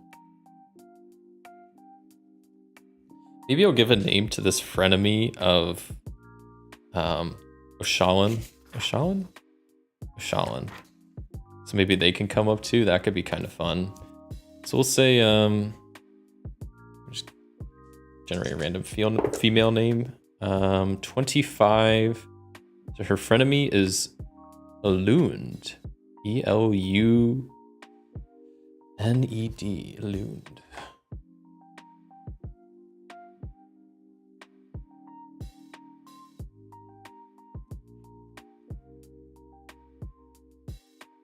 And then thread lists will be I kind of like the idea of maybe adding everything as its own thread. So we add a thread for the overall goal and then one for kind of each step. So defending Mew Wall.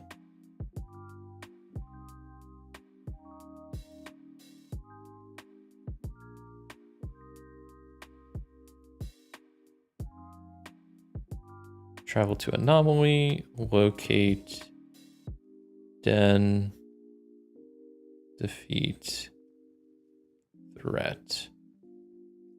Okay, there we go. So now I also have a bit of stuff filled out for Mythic. So we have a good number of characters and mainly just organizations in this case, and a bunch of threads. So if I roll a random event for Mythic, I'll have this all kind of planned out.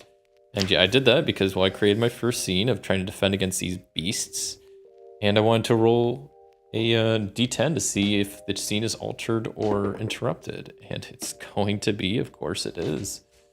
Right off the bat, no breaks.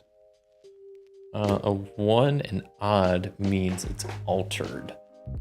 So how could this scene have us defending ourselves from this beasts be altered? That is a good question. What would even change that I don't already know? Yeah, I don't know.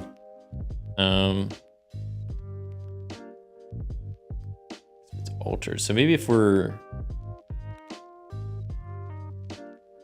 I don't know, maybe it was like we were running away from some beasts, and then we're now in a position that like we can attack. Like, I don't know. Like we're switching from running to fighting, or flight to fight, I guess is a good way to put it. So yeah, we'll say that like in terms of a scuffle, because we either have the high ground as characters or we don't. I was kind of thinking like before we're being hunted by these things, so they probably have the high ground, but then something just happened. Like we got to a clearing that we could see these beasts and kind of have a better of a higher ground essentially. So when we actually get into a scuffle, we have the high ground. Okay, I do like that. I do want to start fighting these things that are hunting us, but I kind of want to see what they are. So we're just gonna roll up a few things for these beasties that are hunting us. So you roll a d6 versus see what their appearance looks like. So they're just a single species.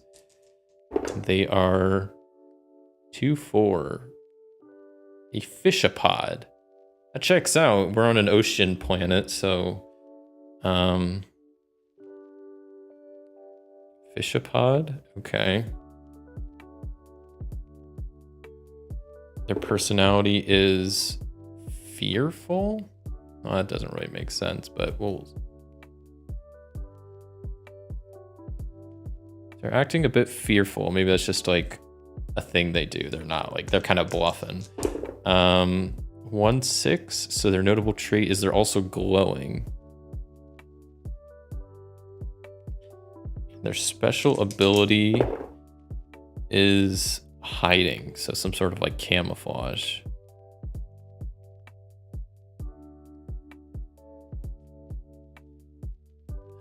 So yeah, these are probably just basic enemies that are that only have 1 health and probably only do 1 gumption. Probably easy to hit, because those are like the 3 things you need for any combat in this game. You figure out how much health they have, how much damage they do, and what difficulty it is to hit them. They're kind of like the 3 numbers you need for each creature. So these are going to be like a 1-1-5, that they only have 1 health, only do 1 damage, and they are 5 difficulty, or the easiest pretty much to hit. Maybe we'll say 10. I don't know.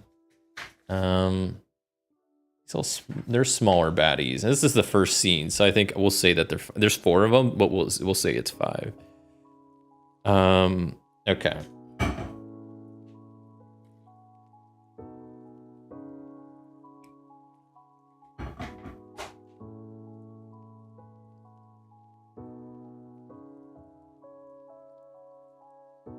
So, one second.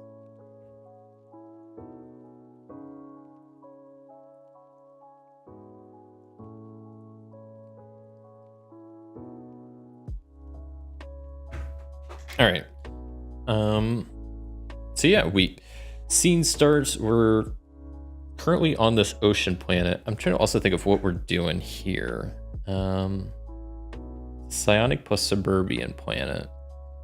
A lot of water, a lot of landscape. And the main species is this botanabug.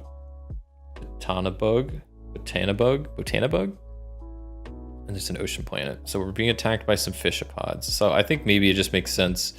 We're heading to this 17 row here, that maybe the HQ that we came from is somewhere like up here. So we were traveling down, we hit this planet, maybe had to refuel. Maybe that's why we have fuel right now. And then in the process of doing that, I don't know, but somehow we ended up in the water doing something away from our ship. Maybe we were just like chilling, or I don't know, doing something, but we ended up just getting attacked by these fishopods. So 4 of them. Let's see how we can handle ourselves. Okay. Just kind of write 4 there, just so I remember there's 4 of them, and that they are E1, 1, 5. Oops. Yeah, 1 health. They do 1 damage, and it's a 5 to hit them. Pretty easy to hit them.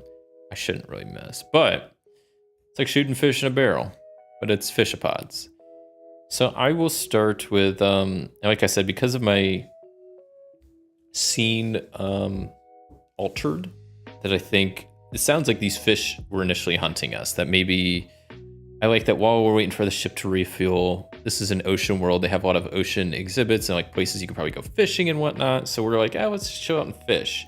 So we're fishing by the water, or maybe like, we're standing like in the water, fly fishing type situation. I don't know.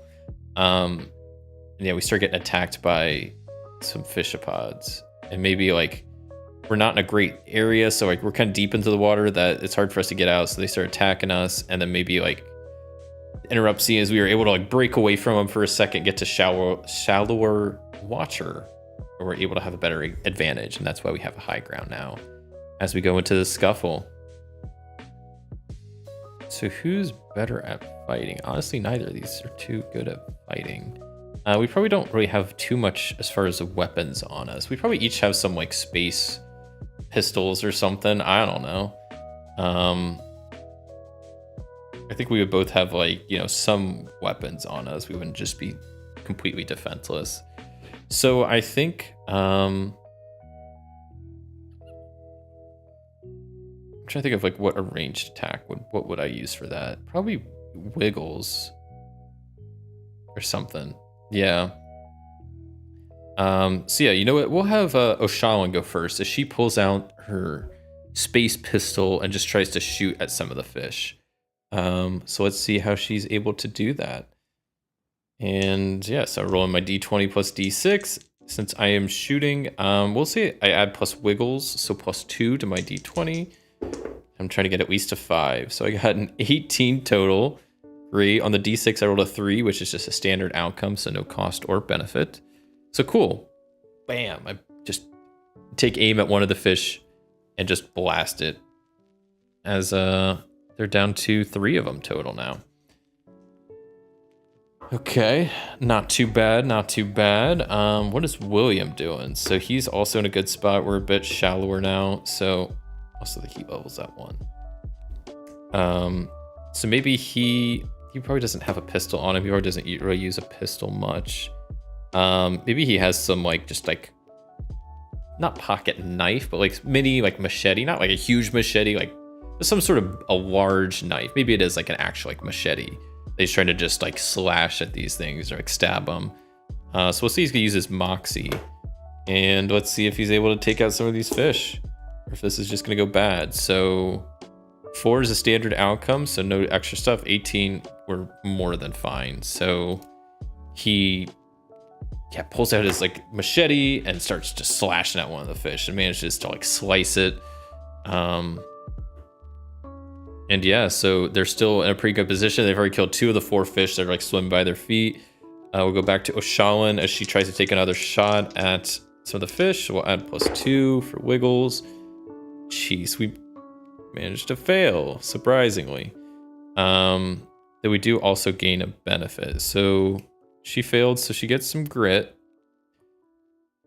There is a benefit. So maybe she shoots and misses.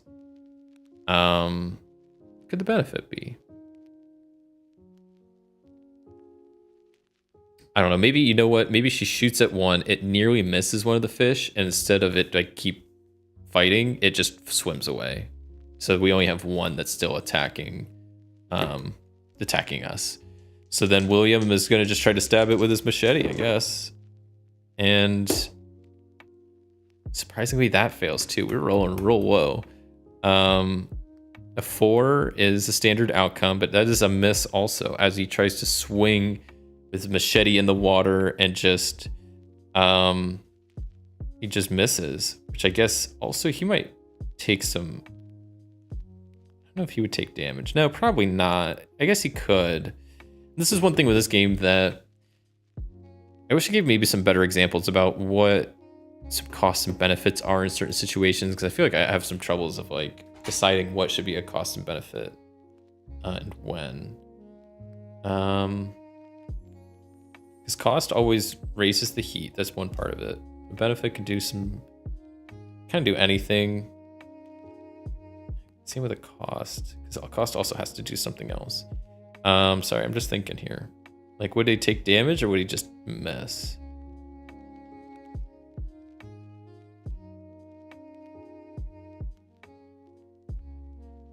I don't know. There's got to be some negative for failing, right? I guess not necessarily there isn't, but it's just if there is a cost. But you know what? Yeah, let's just say he loses some health as he swings, and maybe the fish gets mad and bites at his foot or something. I don't know.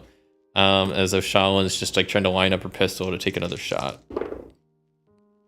Okay, that's better, but we are suffering a cost. So heat level is up to 2.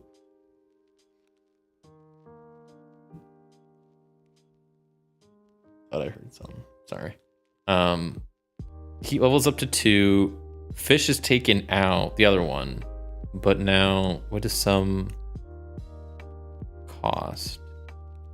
It could be that she also gets bit. Yeah, we'll just say that they're both down to 5 as the last fish is blown out of the water, and this crazy swarm of fishopods has been dealt with. So William and O'Shaughlin are safe for now. A little bit, they got bit a couple times, but ended up okay, and they earned a little bit of grit along the way. But the heat level is already starting to raise, which is not great. But yeah, we can keep on keeping on. Just trying to get my papers back in order. Okay, I want that back up there. Okay, there we go. Yeah, so we've just fended these off. We're on this ocean planet, refueling at this point. Maybe we're taking that as a sign, is like, yeah, maybe, you know what? We don't need to be here that much longer. Ship is fueled. Let's get going. We have a job to do. And I think we kind of kick off the planet. I guess just start heading to the 17th sector. Row, I guess. I mean, I don't know if there's a better name than that, but yeah, just the 17 row. To try to start finding this anomaly. So first we have to find the anomaly, travel there, then we have to find the den on the anomaly, and then defeat the threat that's there.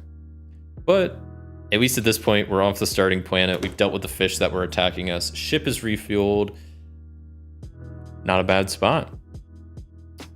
So I think I will actually use this time before starting a new scene to take a quick break, stretch, fill my water bottle, all that good stuff. So I suggest you could do the same.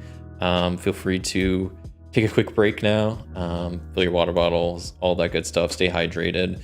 If you're watching this in the future, of course, you could just skip ahead, and that's so cool. But yeah, I'll be back in a few. Let me make sure I do the right thing. This one. There we go.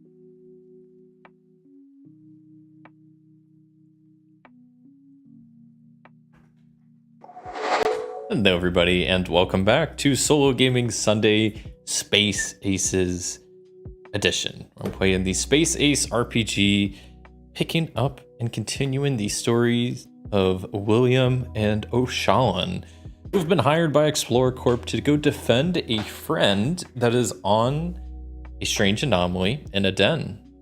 And there is some monster sowing chaos supposedly on this or around this strange anomaly that is posing a threat to the friends that we need to go defeat.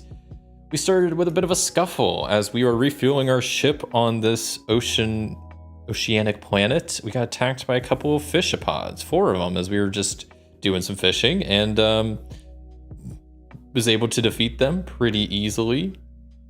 They were just some fishopods, whatever the heck that is, but I imagine just some sort of big old fish. Maybe fishapod. I don't know if that's some sort of like robotic fish.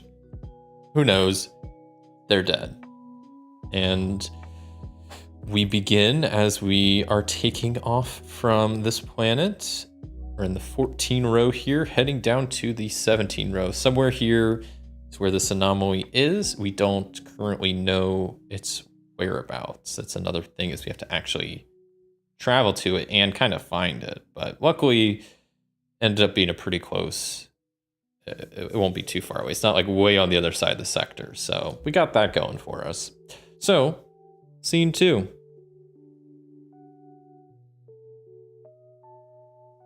I would say we were in control, so I think the chaos factor goes down to a cool 4. And we're still at the 14.2 coordinate as we start this scene.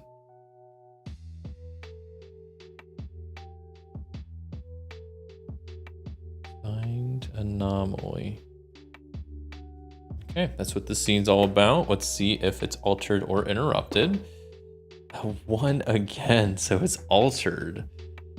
So as we begin to take off from this planet and head there, I'm curious if something's altered. I kind of make that to mean something happens like before we even leave. Either as we're heading to the ship, or I don't know, like before the actual journey, like as we're like getting into orbit or something. The next most expected thing happens because it's altered. What could that mean?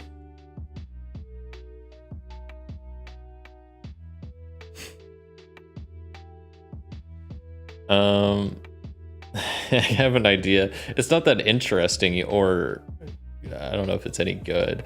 But I like the idea. You know, let's just go with it. I like the idea that we went to this planet to refuel our ship, right? And we paid to have them fully fuel the ship. I like the idea that we start flying in the air, and they didn't fuel it up as much as we paid them to, and as we thought they would. We kind of got a little ripped off. So we'll say that we're missing 2 fuel. 1 or 2 fuel. Is it 2? How much? Are we missing 2 fuel, Mythic? How much? Is it 2? I'm going to go with the likely. Yeah, we're missing 2 fuel. Okay. So we're only at 8 out of 10. So we didn't get a full refuel. Let's say that's the alteration to the scene, is as we're getting out of orbit of the planet, trying to check in all of our sensors, and I'm like, William's kind of tapping the fuel gauge. He's like, something doesn't look right here. And he's like, I think we got a little less fuel than we paid for. But it is what it is. They're already off the planet, and they probably could go back down, but we're just gonna head to do our job. So let's do our first little bit of space travel, which is pretty straightforward to do. So traveling up to 2 squares costs 1 fuel. An already traveled course costs half fuel, which is pretty nice. So when traveling in space, you roll plus your stat versus the distance times 5. So pretty much, at least how I've been doing it, and how I've been playing it, is I pretty much only travel in 2 squares at a time. You know, I travel 2 squares, spend a fuel, 2 squares, that's a test of 10 that I'm testing against. And if you succeed, you just arrive with no issue. If you fail, you have some sort of space encounter.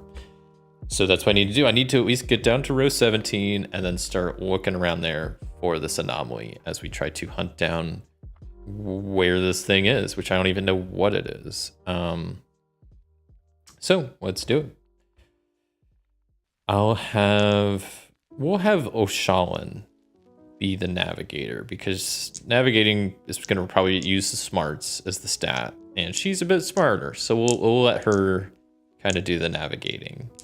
And yeah, let's go ahead and travel 2 downwards as we spend a fuel. I like doing it this way. I like traveling and then spending the fuel and then doing the rolling last, because regardless of what happens, you get to your destination, but just, is there stuff along the way? Let's see. So I add +3 to this. I'm hoping for above a 10. So that's a 10 plus 3 is 13. So I passed the check. I did roll a 1 though, so that is a cost.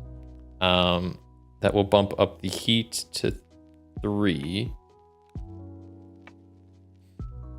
And yeah, that bumps up the heat to 3. What could the cost be? It could just be like the shields go down by 1. I don't really know how the shields regenerate though. And that's one thing. I don't want to mess with the shields too much because I don't know how they... Once again, it's kind of one of the things, like the rules don't... There's some rules on the ship combat, but there's a lot to be interpreted, or just you have to kind of fill in the blank. But you know what? Yeah, let's do that. I'm going to just say my shields are down to 4 or 3, because they were at 4. Now they're at 3. Till they come back online or something. I don't know. We'll figure that out if I ever get into like ship combat.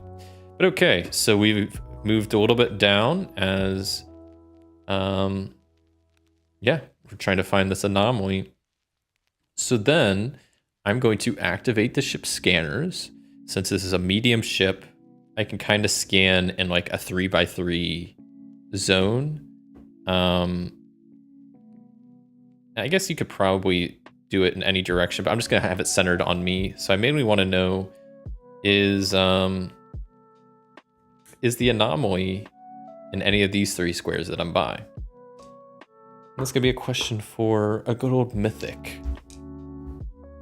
Since there's 6 squares, I'm searching 3 of them. I think it's pretty much a 50-50 shot. So is the anomaly in any of the 3 squares I'm searching?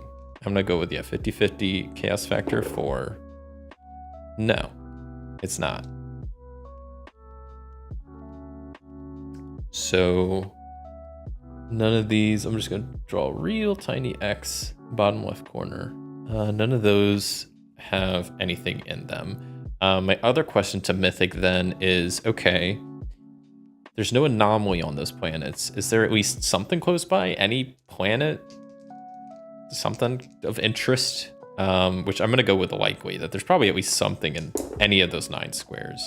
77.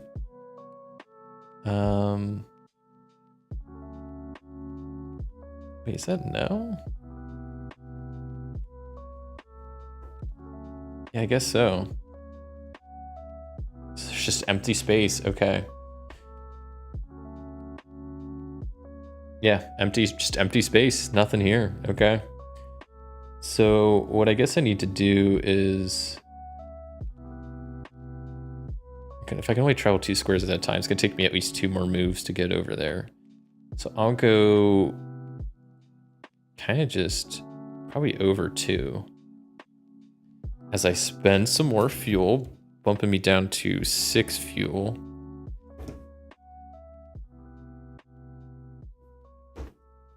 We've already moved. So now I just got to do the test to see how, what's her name does? Oshalan, how she does at piloting.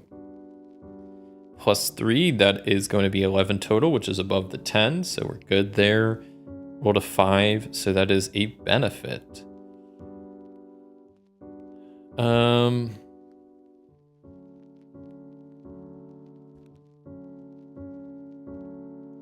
Yeah, I don't know. We'll say that maybe she restores some gumption because she's low in gumption. That maybe it's just a smooth ride, which regains some confidence, and it's a bit relaxing, so she regains some gumption. Sure. Okay. So we're here. So I could do a new scan. Is the anomaly in basically these two slots of the row 17? I'm gonna have to go with very likely. That is a 96, so that is an exceptional no. And it is absolutely not in any of these two spots. That means it has to be this spot way over here on the right. Okay. Means this could take a little bit more time to get there, but that's fine. Is there anything of interest in any of the spots around me? I'm gonna have to go with very likely. That's a 100? That is the second 100 I've rolled. Also, I don't know if I did it before, but that's a match, isn't it? I don't think I did a match before, but I should have been doing those earlier. So what was I asking? Is there anything around that's an exceptional no? So there's nothing but just empty space in this area. And I don't know if I'm gonna have enough fuel to get back to that other spot unless I find somewhere else to fuel up. Especially because they didn't fuel us up all the way. That's gonna be kind of an issue. Maybe at this anomaly I can get some fuel and then get back to that other spot. But okay. The match. Let me roll a thing to see a thing. So there's some random event related to our current context, which is to lure.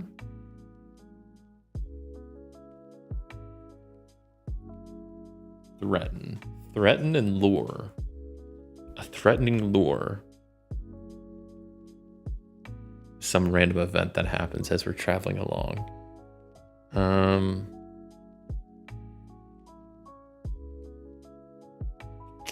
What could that mean? A threatening lure.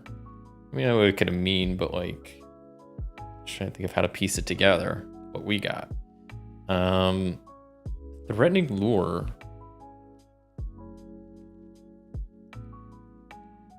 I don't know. We'll say, you know what? I have an idea. So there's not a lot of stuff in this area. You want to know why there's not a lot of stuff in this area? Because there's a black hole. And that's a pretty threatening thing that could lure me in, right? Threatening lure. Let's say a black hole is a pretty threatening lure. So yeah, we'll say that's why there's not a lot in this area.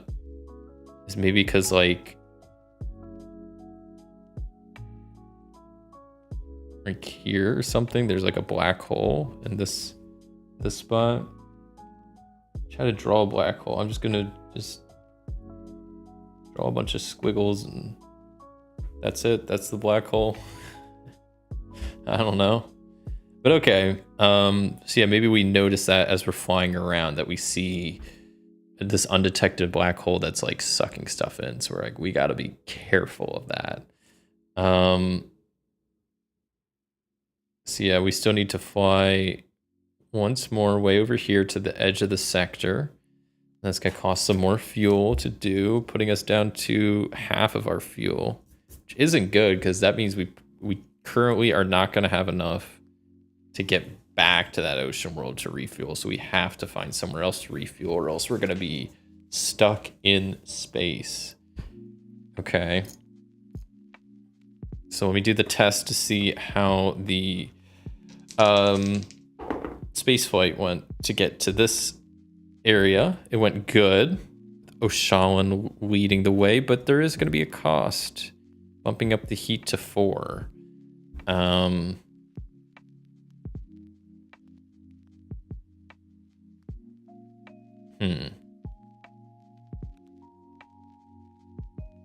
Maybe Oshalan's gumption goes down as she is really, that was a really tough flying for her because of getting close to that black hole. Like she was really nervous about like making sure the calculations are right to make sure to not get too close and whatnot. So I think she was just super stressed. And though they got there okay, maybe lowered her gumption a bit. She's just like tired of flying at this point. But luckily we're only 1 square away. So yeah.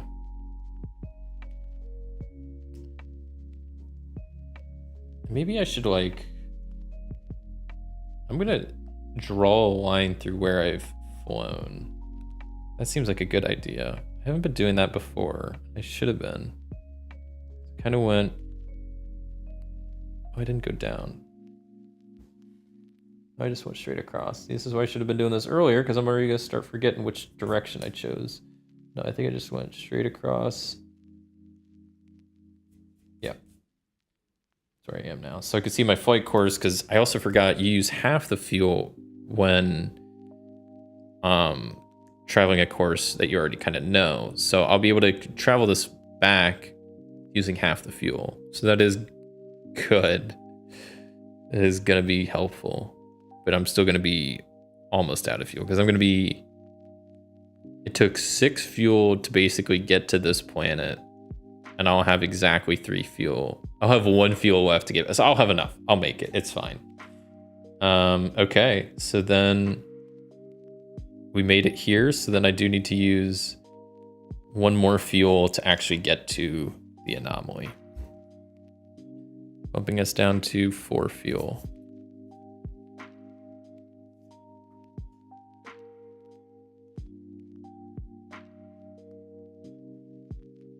Okay.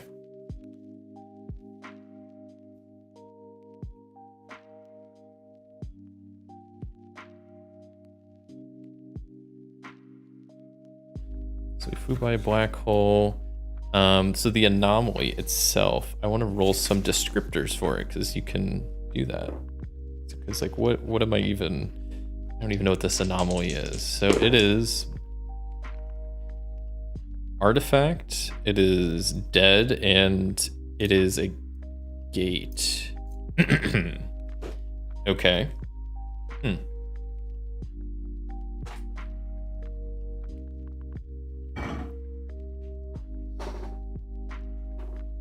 Artifact, dead, and gate. So that kind of makes me think some sort of tomb. I guess that would make sense, kind of. So this is an anomaly. So is that like the thing? I don't think so. It's not a planet, right? This is just some thing. It's not like a thing on a planet. It's something separate, is how I'm interpreting this, right? Because it's not a planet. It's not an outpost. It's an anomaly, which is just something different. Just some thing, right? So yeah, artifact, dead, and gate makes me think it's some sort of like large tomb area, tomb thing that has like an artifact in it. That maybe, I don't know, the friend of Explorer Corp is actually like an employee that was hired to go in there. He got into trouble and now we're trying to save them. Like that could be a thing. Maybe that's what's going on here. But let me on the map real fast. So at 17.6, this is the anomaly.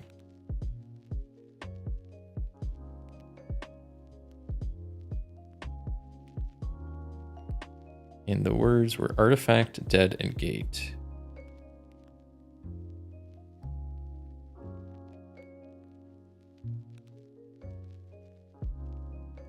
Okay.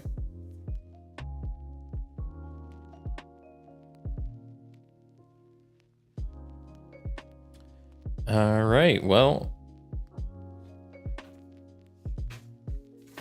I guess that's first thread done. Travel to anomaly. Boom. Getting stuff done. Crossing off threads. Good times. So now...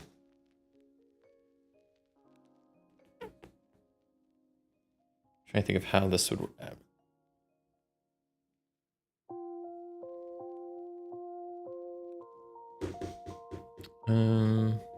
Trying to think of the best way to what to do next, pretty much. I think what I might actually do, and we'll see how this goes, but because I described this as a bit of like a temple ruin type place, it might be a good time to try out the Star Ruins and Space Hulk rules. That maybe you can use this to try to navigate this temple and trying to find the den, which we'll say is like part of the center. Maybe it's like one of the main areas of this temple, this temple tomb thing. So okay. So scene 3 is to scene 3. Were we in control of that last scene? Did a bit of flying, lost some shields, lost some gumption, gained some gumption, lost some gumption. Heat level went up a decent amount. Kind of had to risk our way around the black hole. Weren't finding a lot of planets. Haven't found anywhere to refuel. Honestly, I'm gonna go with, I don't think so. It was, an argument could probably be made either way, but I think it's, I don't think we were really in control. So that's what I'll say, and that's what we'll do. And let me jot this down. So find den on anomaly. All right, so scene 3. Let's make sure the scene's not altered or anything like that. I've rolled a 1. I'm rolling a different D10. No, I refuse. I've rolled that 3 separate times and rolled a 1 every time. There we go. That's a 5. It's still gonna be changed, but at least it's a different result. So yeah, it's 5, and since that's equal to the chaos ranking of 5, stuff's happening. Since it's odd, it's going to be an altered scene. So the next most expected thing happens. What did I expect to happen? I guess what is the next most expected thing? I mean, what I expected to happen was to land on the planet and then start trying to look for the den. So maybe we're gonna have some issues landing. Maybe there's like bad weather and landing is gonna be tough. Bad weather though, what does that mean? This is an anomaly, not a planet, so there's not really gonna be weather on an anomaly. Maybe it's just harder to find a landing spot than we anticipated on the temple. I don't know why or what would make that difficult. Maybe there is like some fog or something artificial or real that's like around the temple, making it just hard to see and find a spot to land. Yeah, so maybe that's the altered scene is, yeah, we have to try to figure out a way to land before actually locating the den. Stream Elements says hydrate reminder. Thanks Stream Elements.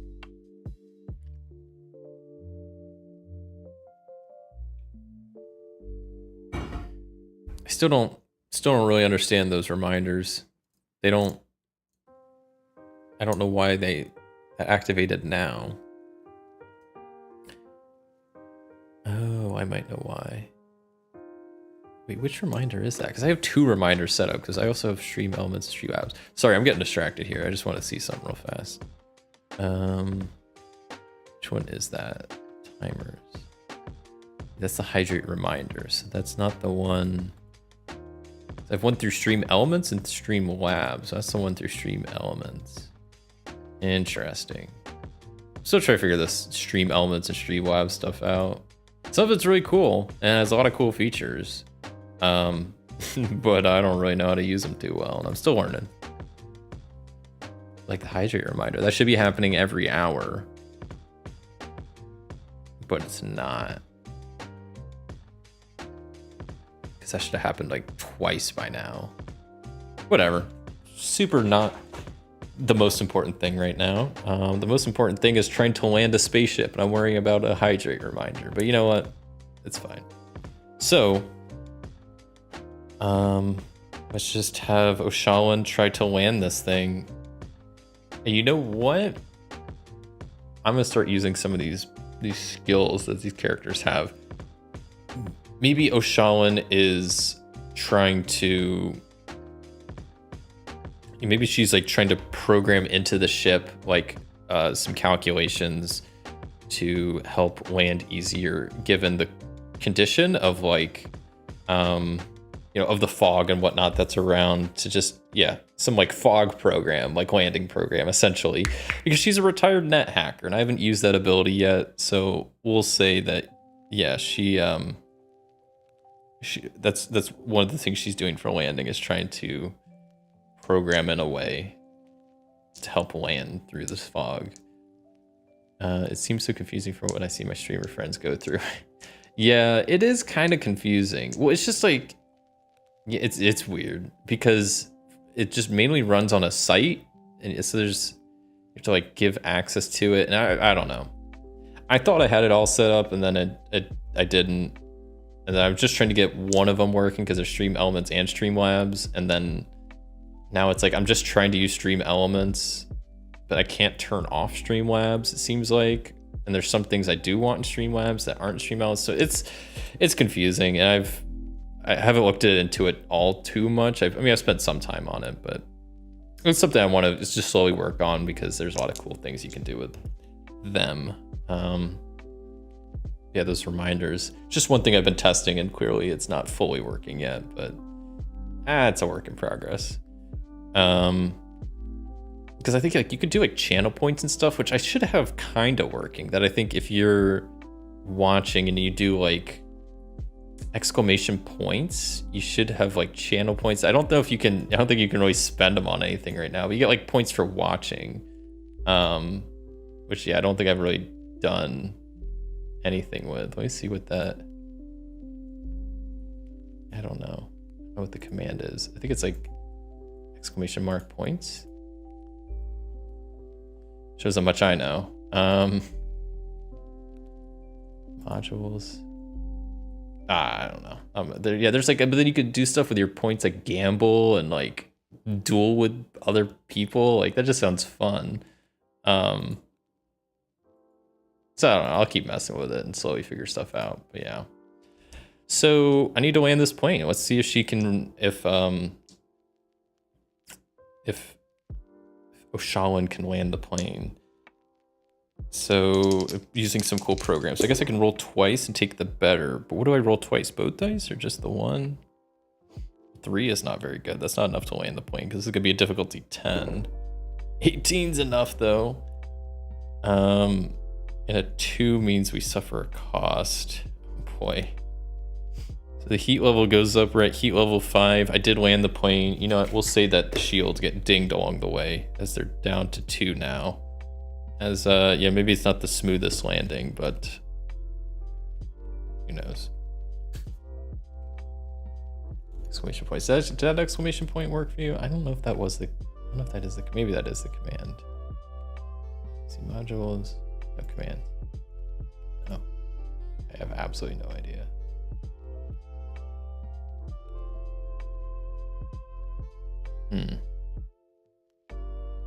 You should be able to do stuff like. There's like, I don't even know if it works, but then like if you have points, then it should be exclamation point gamble space the amount of points you want to gamble, and then you like roll 100, like a D100, and based on that you win stuff. And yeah, I don't know how to view it. I thought it was like exclamation points, or maybe it's like,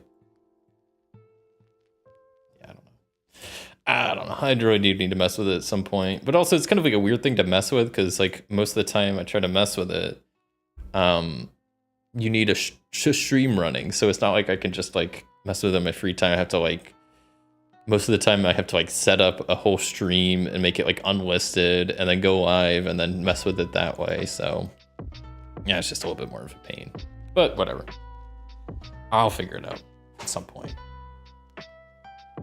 So we're on the planet. We're on the Anomaly, this big old space temple graveyard that has some artifact, and I guess our Meewall friend. So we need to locate the ruin, or locate the den in this place. So yeah, you know what? I haven't used these rules yet, so maybe this is not going to work great. It might be a bit slow going, but let's see how the star ruins work. The rules. Excuse me. Outer space is brimming with labyrinths, star ruins, and space hulks, chock full of valuable loot, monsters, and danger. Can you find the treasure and escape alive? Probably not, but the pay is good and you are just dying to try. Step 1, determine the types, aesthetic, purpose, danger level, and depth. And looming threat. Maybe this isn't ideal. I don't know. I do want to use this at some point, but I don't know if this really works. We're just trying to find a den on this anomaly. Yeah, we'll go with it. So we'll say that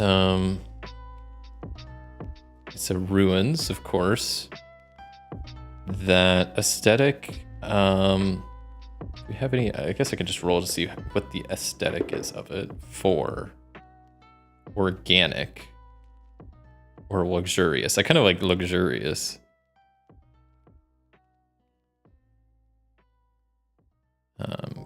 Spelled that wrong, but that's okay. And this thing's purpose is 3 for computing.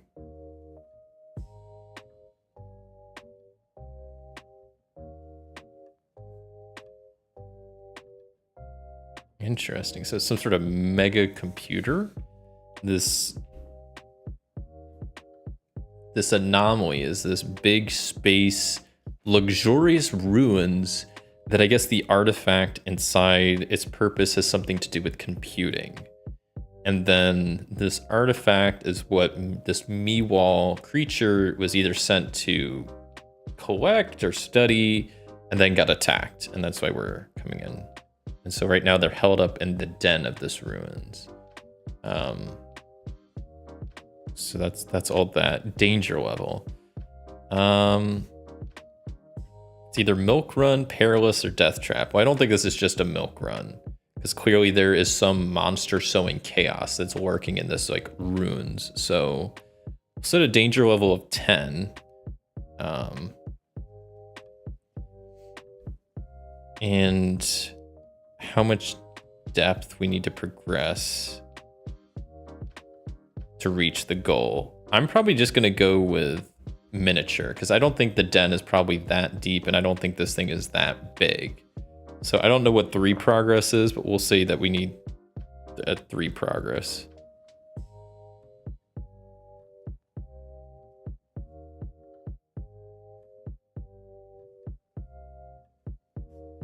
And the looming threat, I'm just going to already say the looming threat is this whatever monster is sowing chaos around. That's what it is. Maybe there is like monsters on the back here. So let's see what kind of monster is roaming around. So it is some xenomorph. Oh boy, that's pretty cool. So we have a xenomorph that is stealthy. Okay, well they kind of already are, but that's not good. Their bearing is hostile. Let me start writing this down. We got a hostile, stealthy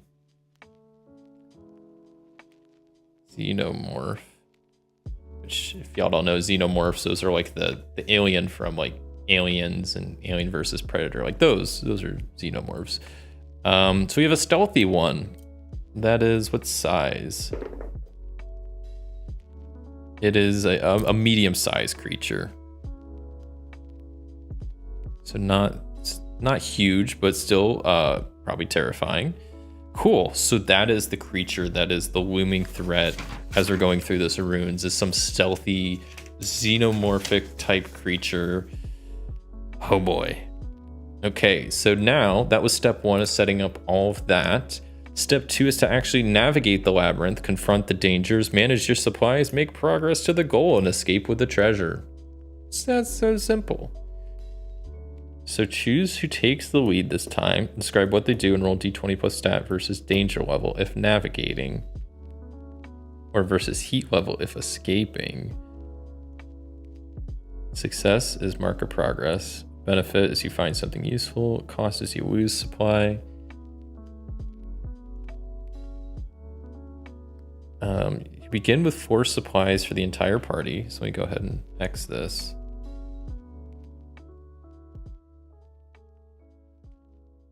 Oh wait, so the support. Okay, so we don't X this out. So them not being X means that we have force supply. My bad. I guess that makes more sense. So we start with force supply and check off each time a cost is rolled. Out of supplies, you lose 1 gumption each time instead. Okay.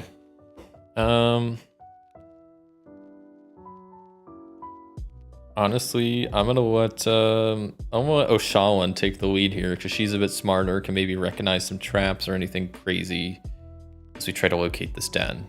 And we only need 3 progress to do so. So let's hope we can find it quick before this xenomorph finds us. So, yeah, we'll be rolling smarts and that'll be adding +3. I'm trying to get higher than 10. So that is a natural 20. That is a crit. So of course that succeeds. There is a cost though. So that means we lose the supply and increase the danger. So supply is lost, danger is increased. Okay, but then we did also make a progress. So where is progress? 1 out of 3.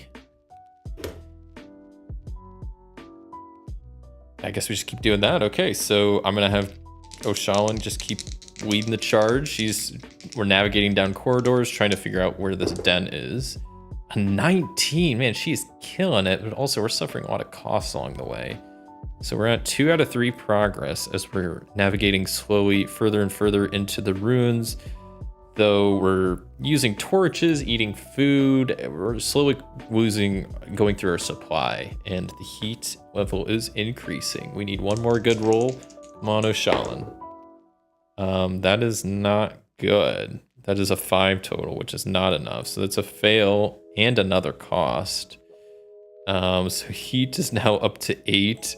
We have lost 3 of our 4 supplies, and she failed. We have 1 more shot before we start losing gumption rather than supplies. That is a success, but that's still more cost. Oh my goodness. So we've lost all of our supplies, but have made it to the den. So we've made it to the den. I can cross that off the list as our party rolls up to what was described to us as the den of this ruins. We start yelling around for this Mewall creature. We probably know their name. Maybe let's just come up with a quick name just so I don't have to keep referring to them as the Mewall creature. Mewall, whatever. 72. Their name is Rados. So Rados is the friend that's trapped. So we're like, Rados, just calling out their name.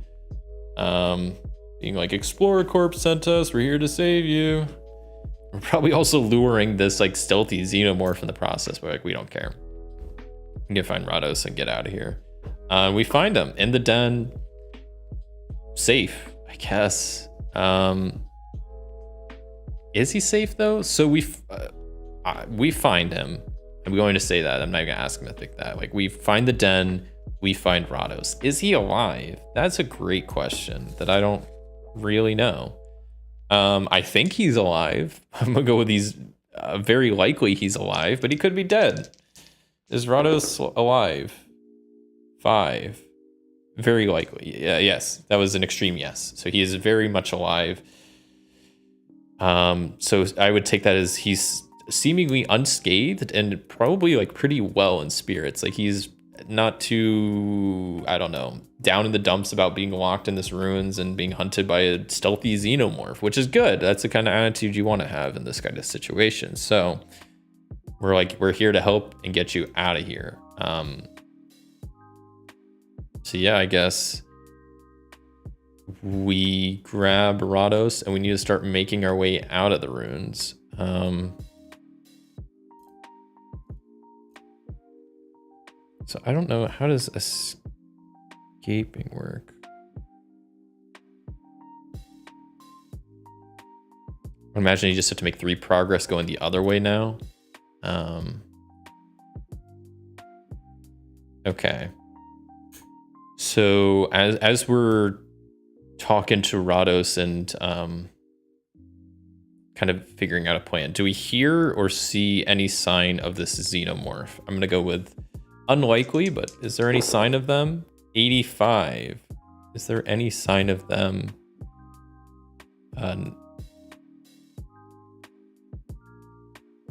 Does the xenomorph show up? And it came back? No. Okay. So we're chilling. We don't see this guy at all. We're like, all right, hopefully you got whatever you need to do so we can get out of here. And he's like, yep. I'm like, all right, let's go. So we start making our way out. I guess I'll have Oshalin lead the charge again. Now we just do the same rolls, but comparing to the heat level, which is currently 9. So we're doing okay. But once it hits 10, also, I'm going to add in the snag. So that might be bad as we're starting to escape. But let's see. So we've traveled to the anomaly. We've located the den. We've got Rados. We just need to get him out and hopefully defeat this threat along the way, I think is the other thing we have to do. So, yeah, let's see if with Oshalin leading the way, can we escape this ruins? Yes. Okay, so that was first progress marked on trying to get out. We're at 1 out of 3, and or do we just escape? Because it says D20 success, you either mark 1 progress or escape. So yeah, I think if you're escaping, we don't need to do that many, because that would make sense. Also, we should hopefully know like where we came from. So I think we just escape. I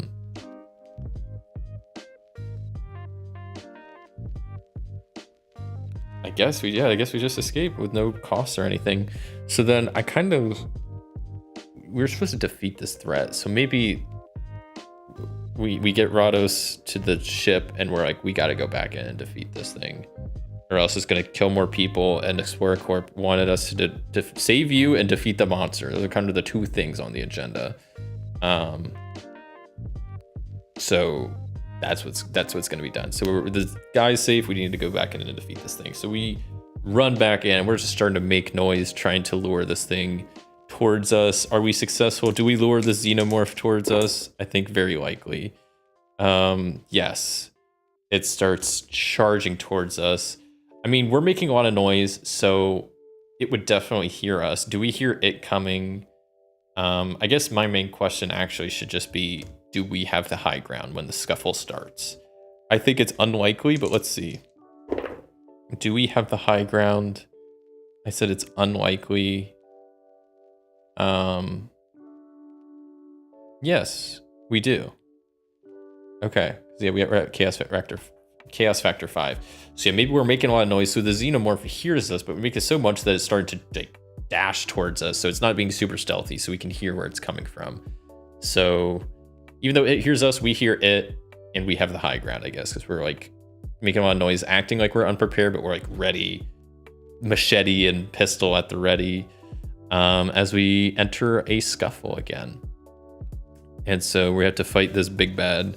So I'm gonna say this alien is probably definitely is gonna be tricky to hit. So it's gonna be at least a 10 difficulty to hit and whatnot. I'm just trying to think what to make it damage and health wise. Maybe we'll go like 3 health, 2 damage. That seems like it could be pretty deadly. So a 3 health, 2 damage alien. Yeah. So it's a 10 to hit, 2 damage, and 3 health.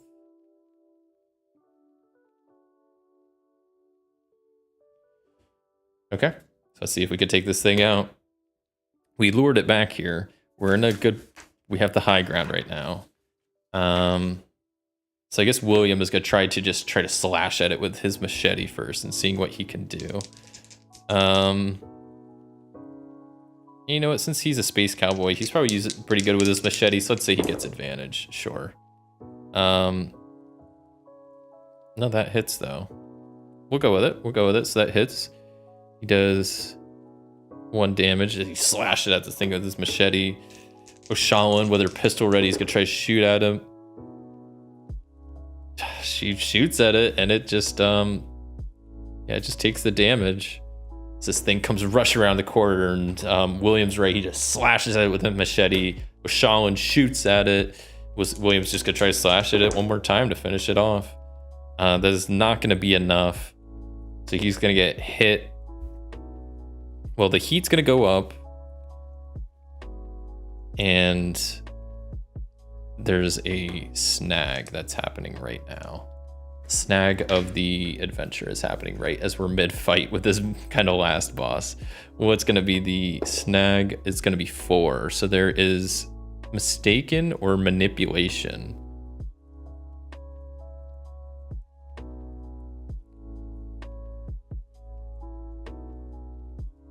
Mistaken or manipulation. I'm going to reroll. That doesn't really fit great with our context. There's probably stuff I could do. Disaster or malfunction. Okay. Malfunction or disaster. Maybe there's some sort of disaster going on this anomaly. I hope not that it's gonna blow up. I mean, that seems like a good one, but like, no, I feel like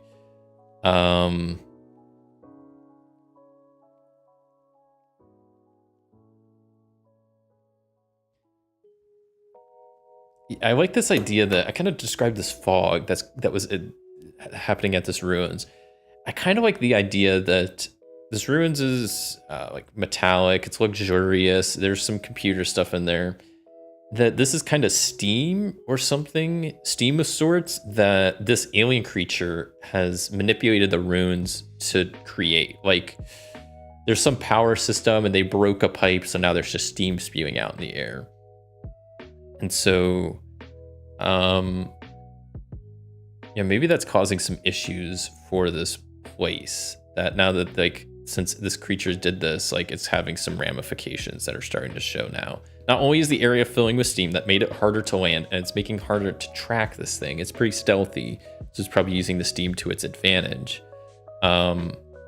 Disaster or malfunction?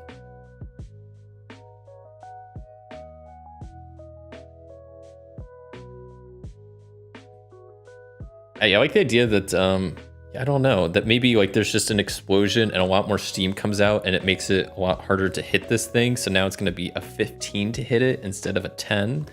Maybe that could work pretty good. And also, who just shot? O'Shawn just shot at him. She is not in a good position. Or no, William just tried to hit him. So he's in a bad position. So O'Shawn's going to try to shoot one last time to try to finish this thing. A 19. Yeah, that's going to hit.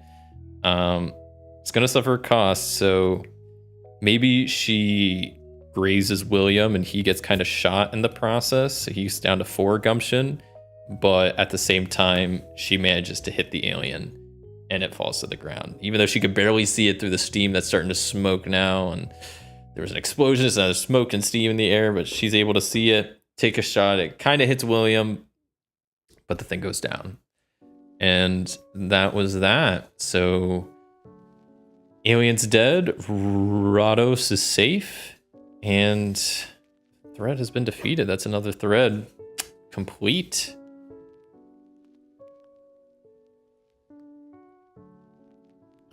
Okay, so I before we head off from this place, I'm gonna ask Rados, is there any fuel here that we can use to fuel up on? Even if it's just a small amount. I'm gonna go with likely. So 56, yes, there is some fuel here. Just roll a d4 because it's probably not a lot. 2 fuel. So let's say, yeah, he's like, yeah, there's some fuel here. So we'll be at add 2 fuel. So we'll be at 6 out of 10 fuel. Cool. So we have fuel. And I guess we just can start making our way back to the HQ, which I never even said where HQ was. Doesn't really matter because at this point, the mission's complete. We have saved Rados. We figured out where the anomaly is, found the den, defeated the threat. we're fueled up and we are flying away back to the HQ to not turn in Rados, but hand over Rados to safety, and complete the mission. That's the end of the episode. Cool. So I can also then, since it's the end of the episode, I can level up characters a little bit, either by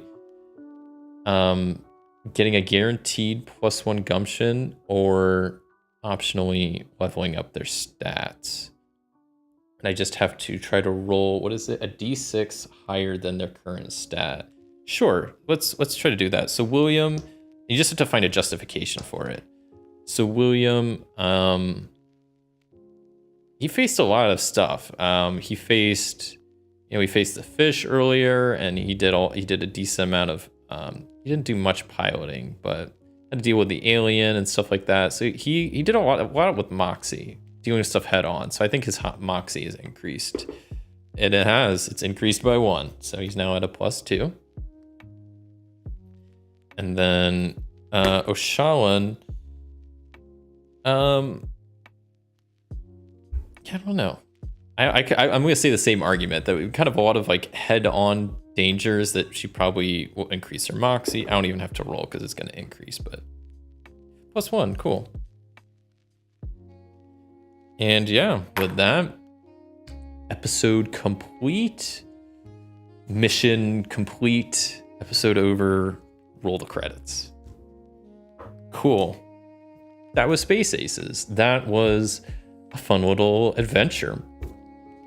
And yeah, hopefully that gives you a good idea of what this game's all about. I quite like this game a lot. It's very, like I said, rules light. There's a lot that you have to kind of fill in the gaps with. But for this being like, I think, like I said, it's on sale right now, I'm pretty sure for $5. Even if you don't get this for the game, I think this game is definitely worth it alone for all the tables and stuff to generate stuff for a space sci-fi game. I think it's super great. But I think the game itself is really quite fun. I've only played it solo so far, and even then, I have not played it that much. I've only played this for the first time earlier this week, so still pretty new to it. I am really curious to try it with other people, like GM-less, like in like a co-op fashion, because I think it would be quite fun. Especially just, I like that it's centered around just little episodes and being pretty episodic. That this works well as just like a one shot, or I'm sure you can make this into a campaign if you wanted to play it with a lot of people. But this is like a good structure for a session. That's like, you have a problem, who hired you, what you need to do, where you need to go, 3 steps to kind of complete it in that time, and you start in media res. So you're not just like starting in a mission room getting this. It's like you're already on the road, started on step 1. So I like that. I think it's a good structure for this. Overall, I think this is a really cool game. I'm really glad I got a chance to cover this and play it, and hope you all enjoyed it too. Yeah, I think this is a game that I could see myself playing in the future again for sure.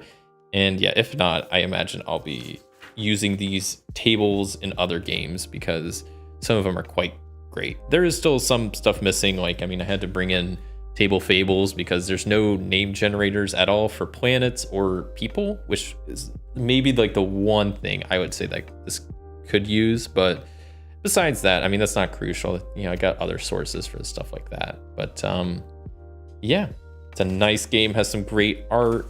I like the art in it. Yeah, I printed this in color because I was like, I just want, and there's not that many pages, so I just like other stuff from, you know, having mechs that can combined with each other to like a gizmo generator. Let's generate a gizmo. I didn't even generate a gizmo. Let's do one real quick. We'll see that I picked up some gizmo in that last temple. So I picked up a 6-1. So I picked up a ramshackled,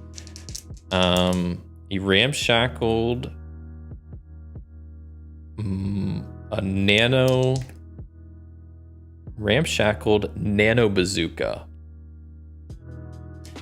And its effect is it attracts, and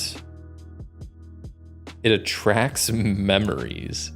So I picked up a ramshackled nano bazooka that affects memory. That's a cool trinket. So yeah, this game just has a lot of cool little stuff. Like we didn't even go into it earlier, but we got to use this, which is pretty cool. The little dungeon dive system, which I liked. Sector map. I like how it does the sector map and traveling and finding objects. Pretty cool. Space travel stuff. I wish there was a little bit more there, but it's pretty great for what it is. Planet generator. Still didn't get to use this part, but yeah, if you want to do a hex crawl type planet exploration, you can do that with this game. And yeah, we didn't really get into ship stuff much, but there's all sorts of stuff with ships and ship combat. Yeah, this game has a lot of great little stuff with it. So glad I got to play it. Hope y'all enjoyed it. Let me switch over to just chatting as I chat for a minute.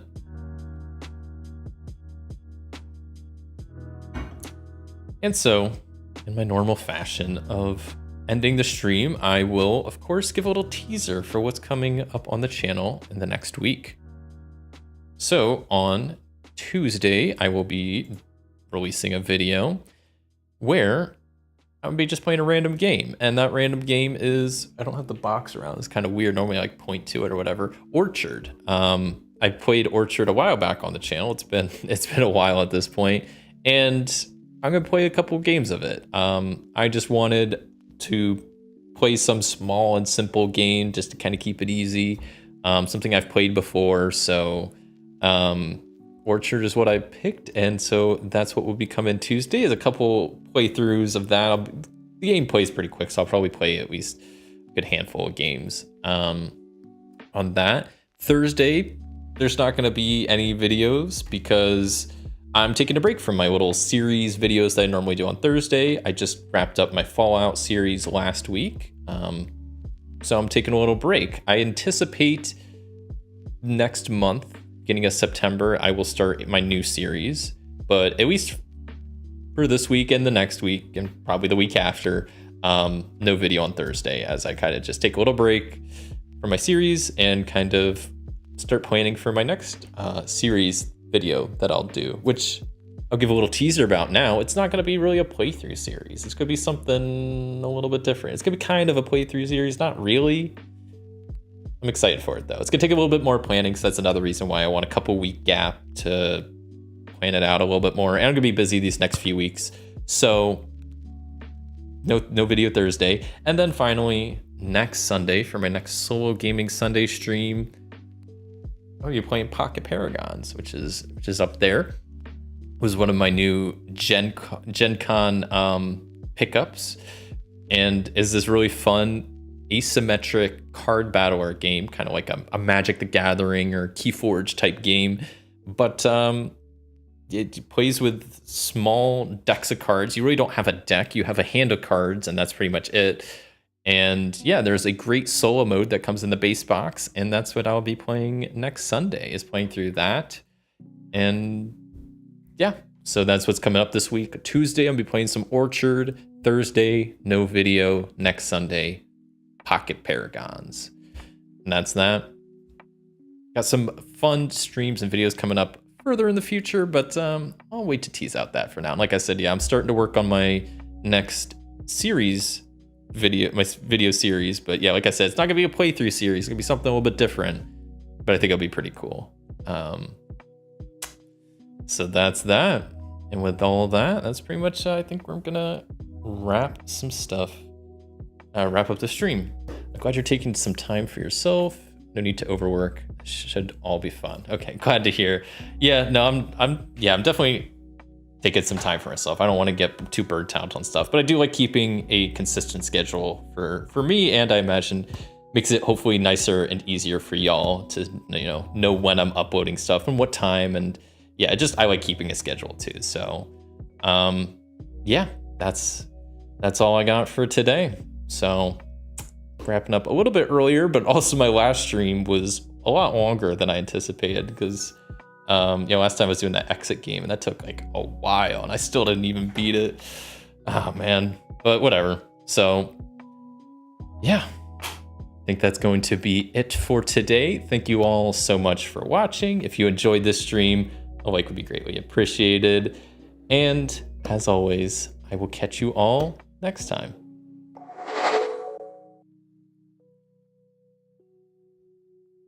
Hope y'all have a good week and a good rest of your Sunday.